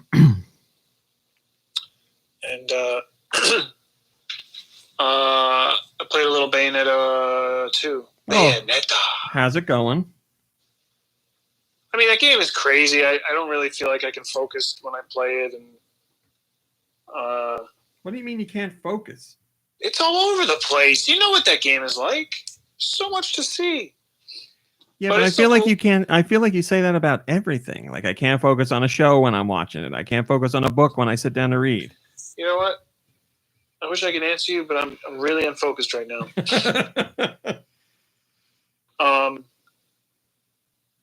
Don't relax. I think that's all We're I not played. done yet. I mean, I tried to read. I tried to read this week. I read like 8 pages, and then my eyes went like hazy, and I had to go to sleep. Took a nap.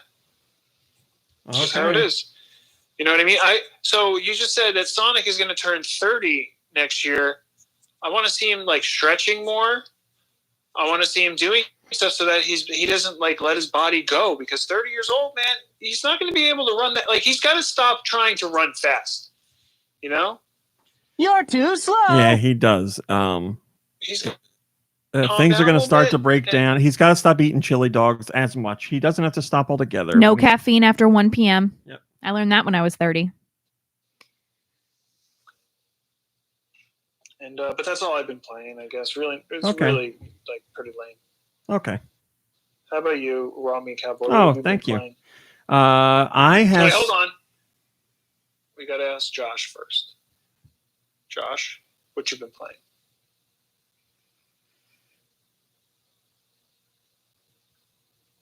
That's none of your business. Man, always honorary. Thanks, Josh. I've been playing a lot of stuff I'm not allowed to tell you about, which I wish I could tell you about, but I would be killed. This is a fun segment. I'm a hardcore gamer. But I could tell you. No, I played other things I can talk about, but there's 2 things in particular I've been playing that I can't talk to you about yet. Why would you say that? I could talk to you about one of them later this coming week. But outside of that, I've been playing Void Bastards, which is the first time I've played the game, because I heard very good things about it when it first came out, and I'm playing it now, and boy, is it enjoyable. So you're a guy. Whoa! You're a guy who is in space, and you're in a ship, and you're trying to make it through space, and you need fuel to get through space, and each movement on the overworld map takes 1 gas canister. And you need food to survive, and each movement on the map takes 1 food. So you're flying. Movement as in like VM? No, you're flying to derelict ships to ransack them for parts to build new weapons, and find gasoline, and find food to make it further into the into outer space to find hopefully a way out, a way home, some help. Who knows? So you go in these ships and you explore them, and sometimes they got enemies on them, and it's got a, you know what, Nikki Hill, the look of the game is like 13. It looks like 13. I just saw that. I was actually watching it, and I was wondering, did they re-release 13, or did they were supposed to and it hasn't happened yet? Yeah, they're working on it now. They just haven't They're done it still yet. working. Yeah. And I was also watching the trailer, and I think I feel motion sickness just from watching the trailer. I'm a mess. I'm a freaking mess. I told you got to get an eye patch and cover 1 eye, then you should be okay. Whatever. I'm really enjoying it. It's very addictive to see how far you can get, and the things that you can pick up, and the new stuff you can make to find your time easier. But yeah, it gets more and more difficult as you go on, but it's just a very addictive gameplay loop. And then when you die, that character is completely dead, but the new character you get has access to all the things that you unlocked, so you don't have to start over from the beginning. You can use the same weapons and stuff. And each character you get will have some sort of quirk to it. Like I had one character who was a smoker, so he would cough a lot, and coughing will alert enemies and they'll come find you. So not a good quirk to have, or a quirk, trait. A trait is what I'm talking about. Seriously, man, like take a Halls or something. Quit coughing. Well, he's out in outer space. He can't, he can only take a Halls if he finds it. And the enemies curse a lot, but they're using like, I want to say, it's a mix of like UK British cursing and Australian cursing. It's just very funny to hear, like, because they're like, I guess they used to be humans, but they're not human anymore. They've mutated into other things. So you'll hear them like wandering down the halls saying like, having like normal like work conversations. Like, hi, how are you? And then they'll find you and they're like, you wanker, and other words that I can't say. But it's very funny. Yeah, Autumnal Blake said he wants to see what your idea of Australian cursing oh, that's is. right. Please. What is an Australian? Well, Aussies say the C word. Aussies say the C word a lot more than we do, like as a regular curse. My understanding. I believe Vegemite is an Aussie curse. So yeah, it's really fun. It's a lot of fun. Also, I started playing Telling Lies. Tell me lies, tell me sweet little lies. Nikki Hill, you have to play that game. Oh, I do. Yeah. It's I know you're really gonna like it, and the gameplay is dead simple. So for those who don't know, Telling Lies. So I can handle it. Great. Telling Lies is a full motion video game. Basically you are sitting down at a computer in the game, and you're playing as like a female investigator, I think. And you can see very faintly her reflection on the screen when you play. And that's a live action video too, so it's not just a still image. And you'll hear like other ambient noise from the apartment that she lives in. So you'll hear like people running around upstairs, or you'll hear just people talking in the hallway, very, very faintly. But it's cool to add to the atmosphere. Probably works better if you're on headphones or you have surround sound. I was using headphones, yes. But what you do in the game is you have access to the system that has a whole bunch of recovered video footage, and you're trying to piece together a mystery about these. It's like 4 main characters, and there's other characters, but you're trying to piece together how this whole story fits, and you get little snippets, and it's all video conversations that these people had over phones. So it's like FaceTime. So the recordings only include what the person who had the phone is saying. So you don't see the other half of the conversation. You have to find the video that goes with that conversation. So you can make bookmarks while you're watching a video when you hear certain phrases that you want to follow up on. And it's also written in text on the screen. So you bookmark them for reference, and then you'll go into like this. It's basically like a search program for the police. You go in and you'll search like somebody's name, or like a code name for something that came up, or a particular phrase, and you'll get other videos where that phrase is mentioned, and it'll mark the timestamp when they're said. You go in, you play the conversation, and you see how it pertains to the one before. Maybe it does, maybe it doesn't. You might stumble upon the other half of a conversation that you already heard, so things will make more sense. And that gives you more ideas of what to search going forward. It's really, really cool. It's really fun, and I honestly felt like an investigator doing it, because I was sitting at my computer where my second monitor is, because I'm recording gameplay footage. And I had my headphones in, and you're just manipulating a computer screen and rewinding and fast forwarding footage. It felt like I was really doing it. I don't know how else to put it. That footage, and you're going to edit it, so you're going to be rewinding, fast forwarding that footage. But also because you're working, also because the game is all real people, it just feels that much more real. It's really unique. It's very, very interesting. I have one gripe, and I don't understand how this wasn't done. Shut up. I don't care. Well, I do, Josh. The whole game is about rewinding and fast forwarding footage and playing back sections, and you get a controllable rewind and fast forward speed, like 1, 2, or 3, but you don't get a start at the beginning button. There's no go to the beginning of the video. You have to rewind to it. So if you got a 7-minute video and you go to rewind, it's going to take almost a minute to get back to the beginning. Like a real VHS tape. I don't understand. Yeah, but those you had a dial where you could really crank it. This is, well, you're talking about just putting in a VHS tape? Yeah. Yeah. So that's what it's like. I mean, I guess I don't, but obviously all the conversations here are on phones, and this is all digital. Yeah, so. when did you have a crank for I was thinking like editing. I never did that, so I don't know. So it's really annoying. That is really annoying. I don't understand why it was done. Maybe it was a stylistic choice, as Mom Brain is hinting at. But it's frustrating. But I was reading online to see if I was missing it, like if there was a control scheme that I was missing. Apparently there's not. But somebody figured out a way to fool the game into making it happen. So I'm going to try that the next time I play, because that is the only complaint I have right now, that you have to sit there and sometimes rewind for a long time to get. They just want you to like have extra time to think about it.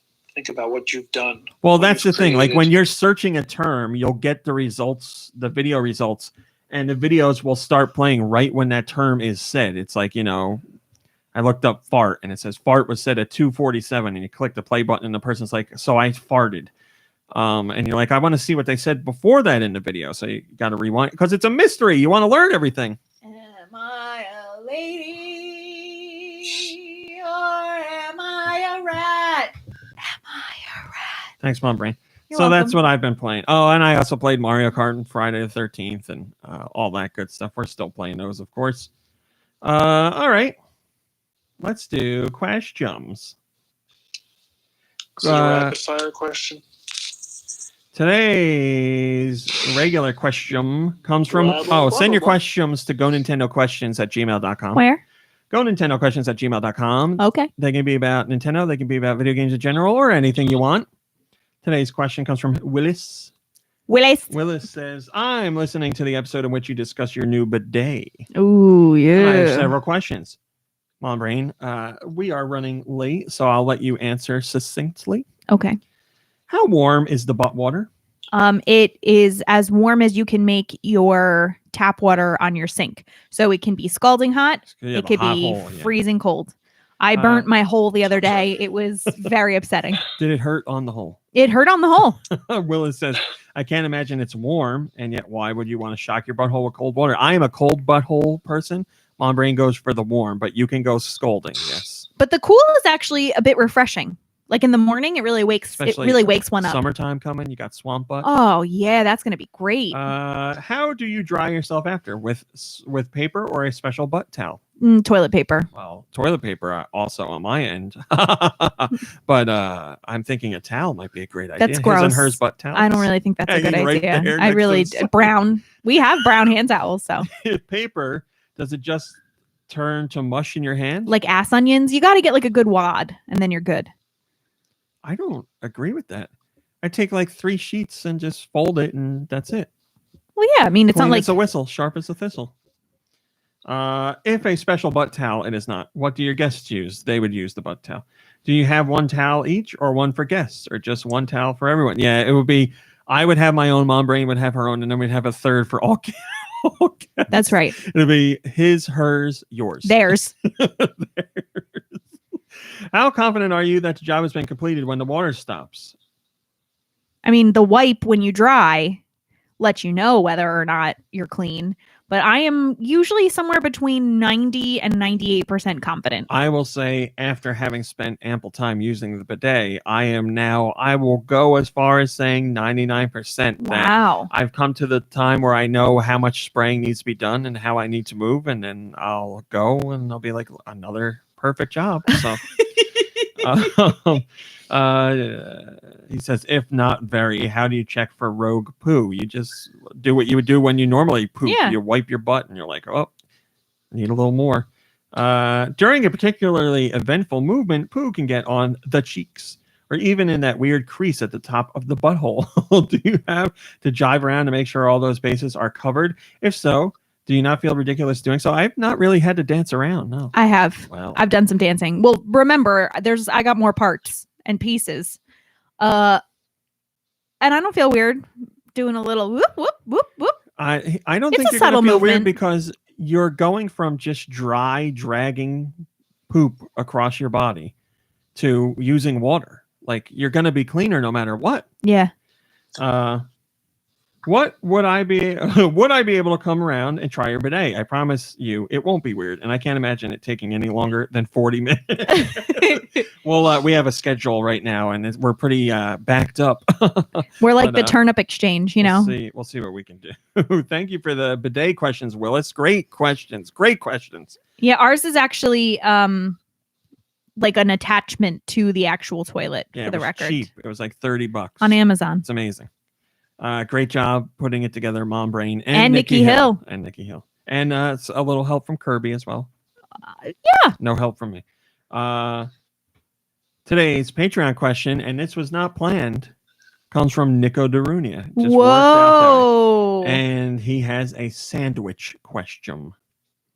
If 2 slices of bread with bread between them define a bread sandwich, then how many bread sandwiches do you have if you stack 5 slices of bread? Think about it. 1 slice can be both part of the filling or a bread sandwich, or one of the 2 sides of another bread sandwich. So you can have a bread. It's a triple decker. Yeah, bread sandwich. It could be a triple decker bread sandwich, but it could also be a bread sandwich. So you have a bread bottom, the bread meat, and then the bread top as one sandwich, and then you take 2 more slices and put one on top and bottom. So the bread sandwich is sandwiched by 2 slices of bread to make a bread sandwich. When do you ever put bread on the outside of bread to just make a thicker sandwich? I'm just saying it could be. That's why he's saying think about it. No, it could never be. It could never be.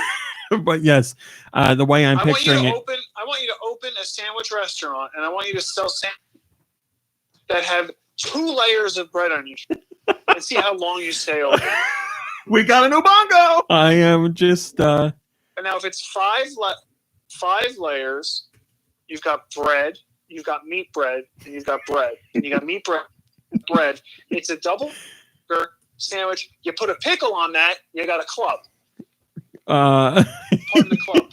Yeah, it's a double decker. Yes, that's what I would. That's how I see it. I don't see it as a bread sandwich, but it could be seen that way depending on how you're defining what each layer of bread is. I don't think there's anything wrong with that. But yes, if I had to pick an answer, I would go with a double decker. Mom Brain.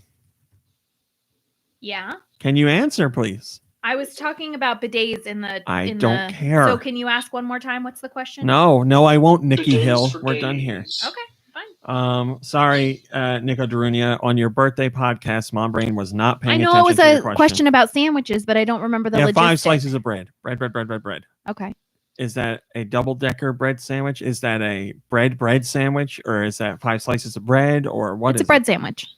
Oh, you're going. The 2 bread outside sandwich. slices are the outside slices. Oh, and see, this is another one. Nikki Hill, and 3 just slices part of of the meat sandwich. bread. Right. No, I thought about that. It's a bread sandwich. I didn't think of that. I'm gonna call it a bread sandwich. We were thinking like bun, or we were thinking bun, meat, bun. So, but those two are bread meats. Yes. Take some long slices of deli meat, right?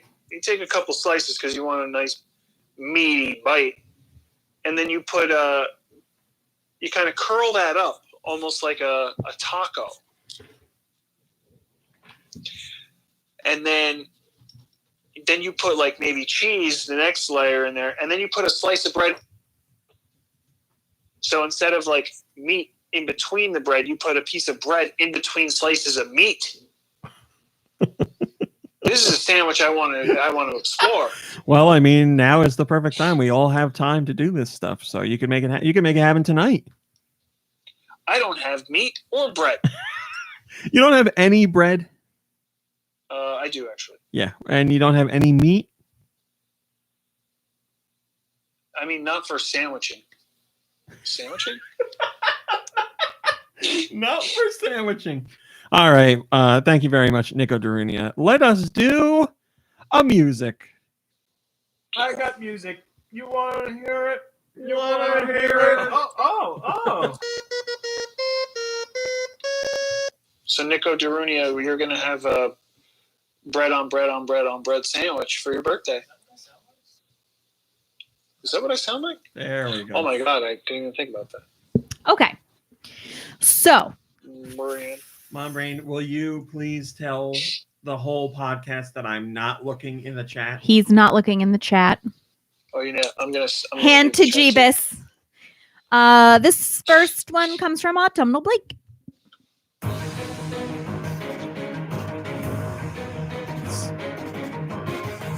Sounds like an RPG. Yeah. Bravely something. No. Octopath. No. Xeno. No.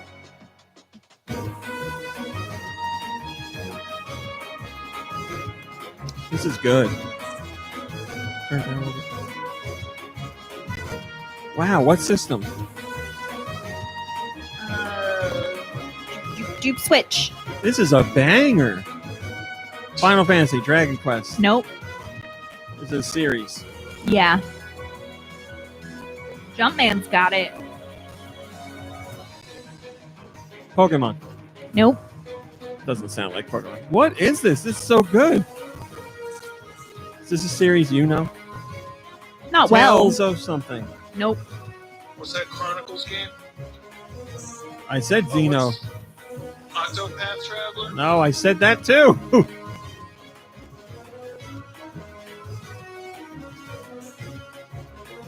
Wait, what if Kirby is chiming in? We can't look at the chat. I'm in the chat. Well, Kirby can't be in the chat and chime in because there could be. What does it matter? You shouldn't be looking at the chat. Me, I'm on. He means like, what if Kirby is a guest? By the way, this is Autumnal Blake's favorite song in the game. So Autumnal Blake has played it, so that narrows it down a little bit. Stop the song. Why? It's not Xeno anything? No. Square Enix make it? Autumnal Blake says don't stop. Oh, how about Trials of Mana? Nope. How about something Mana? Nope. Mega Mana? All right, go ahead. I don't know, and I'm going to be so mad about it. Apparently we're at the best part. Fire Emblem, 3 Houses. Oh, I bet you Kirby did know it, didn't he? Why didn't I ask you if it was first party? That's a great question. Kirby So says, dumb. I don't think I'm qualified to guess. I haven't played that yet. Well, we got a new bongo. Clearly. This one, that was Autumnal Blake, and it was Fire Emblem 3 Houses. Oh, man, so dumb. Here's one from Blood Ocean 07. Oh, we were talking about this earlier. Double Dragon.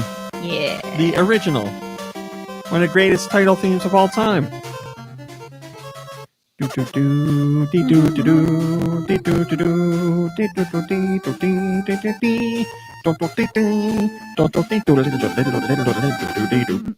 right. That was Blood Ocean 07, and it was Double Dragon on the NES. Oh, you know what we haven't done in a while? Send your podcast music to gnpodcastmusic@gmail.com. Where? gnpodcastmusic@gmail.com. Yeah. This one comes from Bowling for Bear.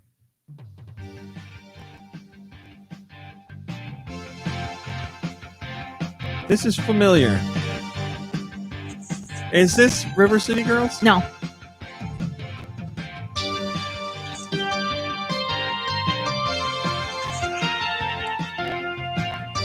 $1980X. No.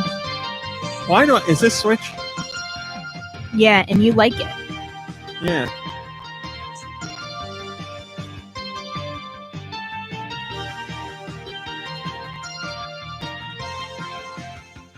So that Zero Katana?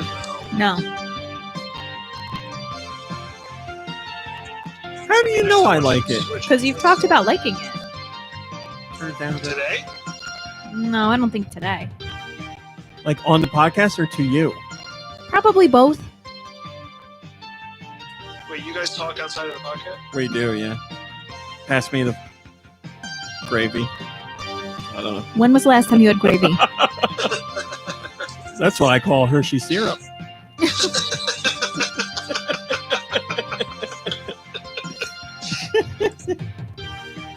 I recognize this. It's not first party. No. Go ahead. Ukulele. I don't remember that song from that. Well, oh, ukulele. That was from Bowling for Bear, and it was Ukulele and the Impossible Lair soundtrack. Oh, it was Impossible Lair. Did you say that? No. Oh. There's two games, Ukulele and then Ukulele and the Impossible Lair. There you go. I don't remember that song. I played that game. Good job, Bowling for Bear. This one comes from Foot.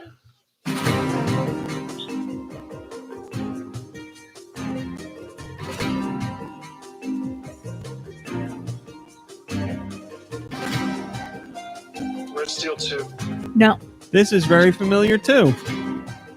I don't know if you played. I think you might have played it. What system? Lure Monster. Wii. No. Demon Blade.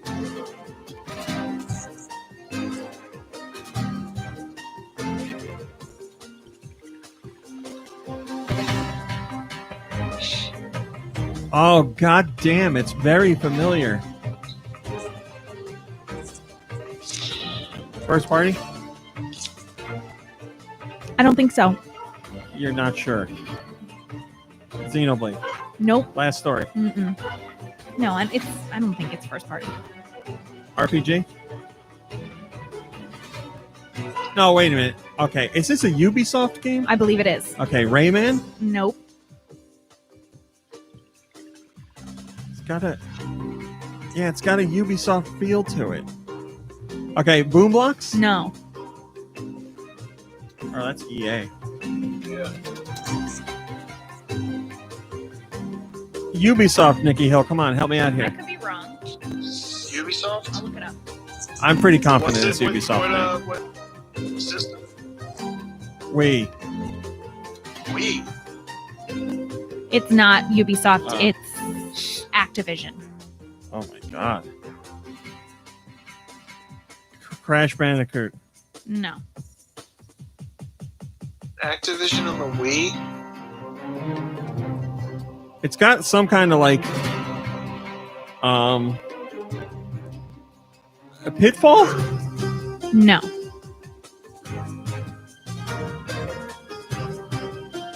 Activision doesn't have a lot. Spyro? Yeah, something Spyro. I don't know. It is- Spyro and the purple Nurple. No. I don't remember the name of it. Come on, it's Spyro.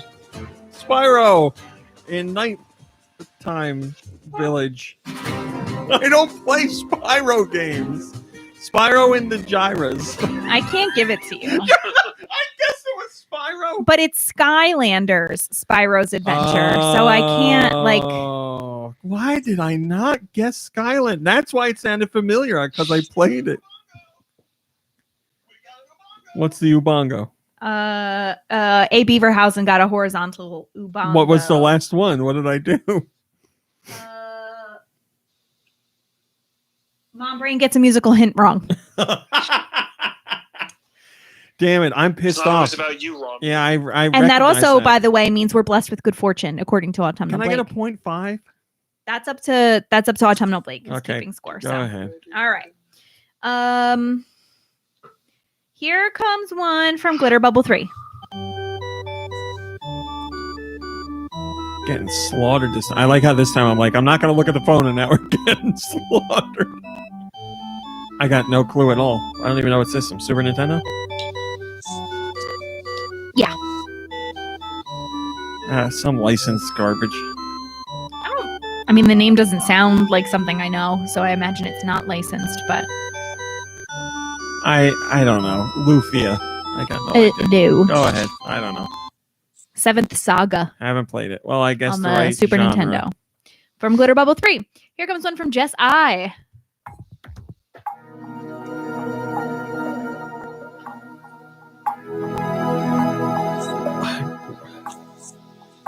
You guys are really getting us this week. What system? 3DS. Metroid Prime something. No. 3DS. Senses Ocean. No. I think that was DS.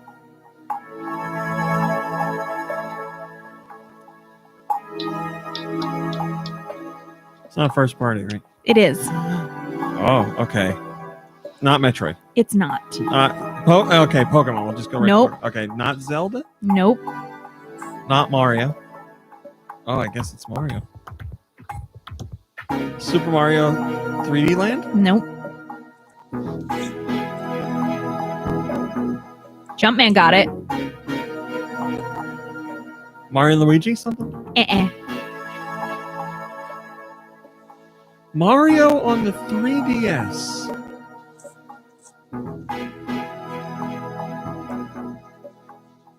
And it's not a Mario and Luigi. Correct. Mario Kart?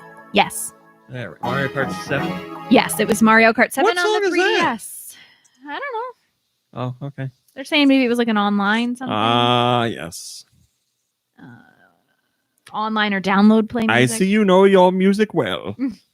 This one comes from Jet Jaguar. Focus all attacks. By the way, that last song, Mario Kart 7, was from Jess I. But here's one from Jet Jaguar.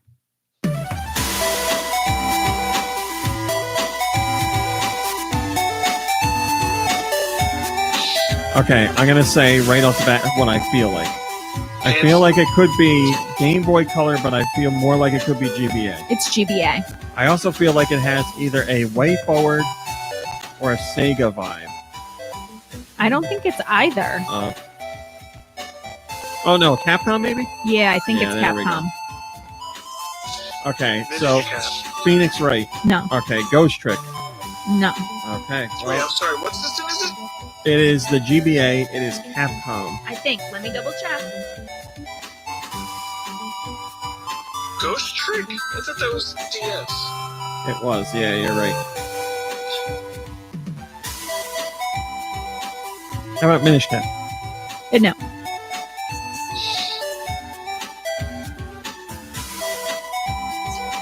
Yeah, Capcom. Okay, I got there. Oracle of Ages. Oracle of Seasons. I'm trying to Malik Halo got it. Capcom GBA games.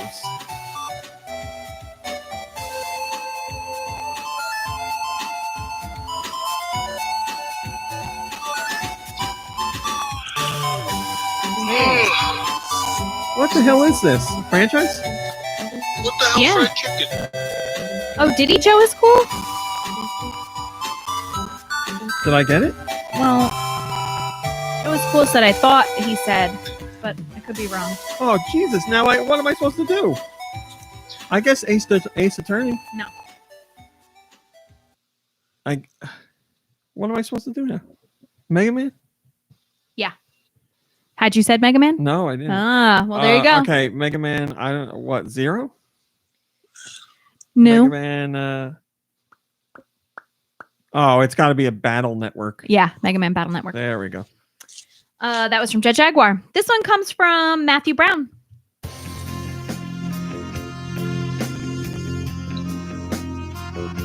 Ooh.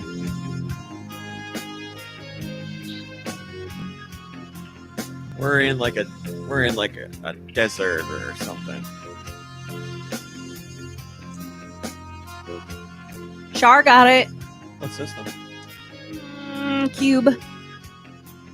Sphinx and a Cursed Mummy. No.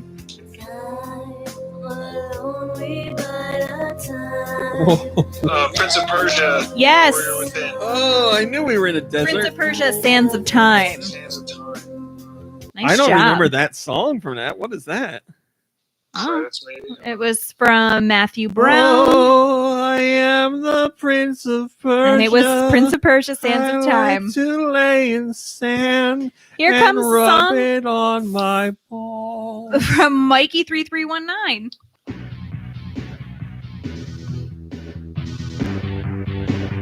Wow.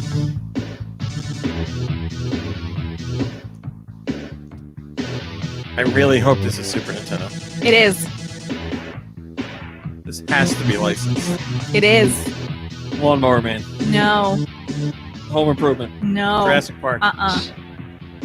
Terminator 2. Terminator 3. Terminator. Somebody versus Terminator. Yeah. RoboCop versus Terminator. Yep. RoboCop versus the Terminator What a load of garbage. on the Super Nintendo. Hey, I got a song idea for this game. It goes like this. Thank you, Mikey3319, for that gem. Here comes our last song for this week, and it is from Wired.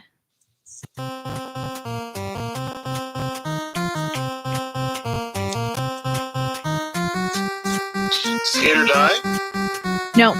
TNC Surf Design. Nope. California Games. Nope. Ooh. I know this. Oh, come on. Piece it together then. Contra Force. Nope. Batman. Nope. Home Alone. No. Trying to guess games Nikki Hill had. sounds so familiar. Licensed? No. All right. I can get that. Codename Viper. No. Is this NES? It is. Jaws. No. She said it's not licensed. Oh, yeah. Yeah, but that could mean it's licensed. So It's got a little Capcom feel now. I don't know. It didn't until the end there. But Is it crappy like a- Capcom. Is it like a... I don't know. It's not a usual instrument Capcom uses, though. Can you look it up? Yeah, that one part had a Capcom feel, but I'm not getting Capcom overall.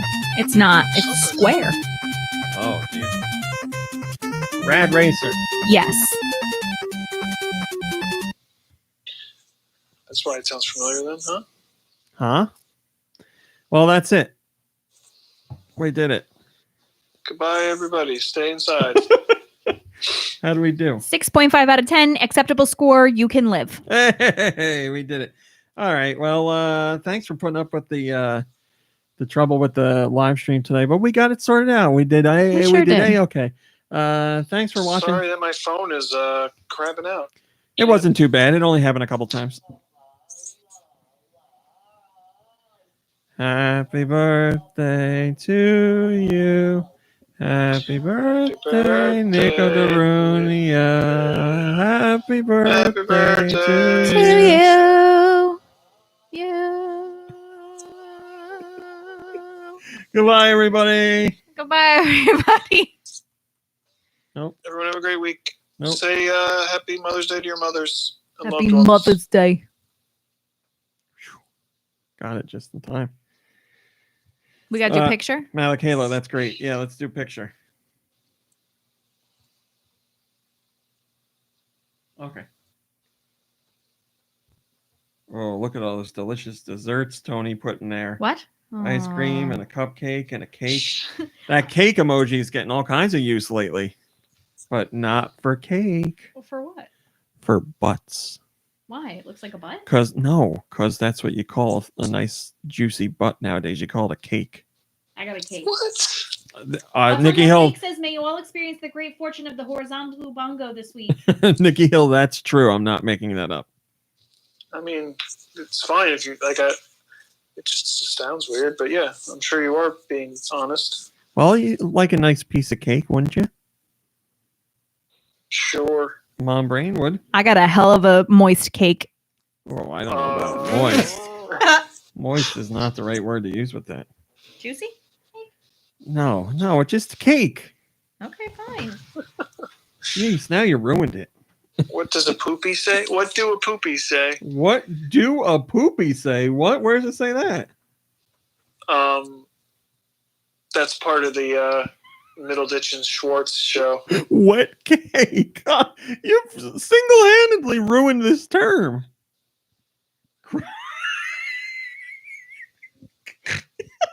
Ella Wolf says crumb cake. That's good. Oh my god. Oh my god. Gross. All right. As much as I would like to discuss cake with you guys, we're at the end. This show went longer than usual, and it also took longer to get going, but we did it, guys. Thank you, Joe. It's cool. Thanks for sticking with us if you did stick in here. I think that according to everybody in the Discord, I feel like this had a quintessential GoNintendo vibe to it. Okay. Why? Technical difficulties? Thank No, you, I mean, asshole. I just feel like all together there was just something about it that really was a good one. Well, I'm glad you enjoyed it. All right, everybody. Thanks for watching. Thanks for listening. Take a break, rest, relax, play some games, hang out with friends and family. Happy Mother's Day to all the mothers. Happy Mother's Day, Mama. We'll see you next week. Goodbye, everybody. Goodbye. Don't kiss your mothers though, unless you've been living with them.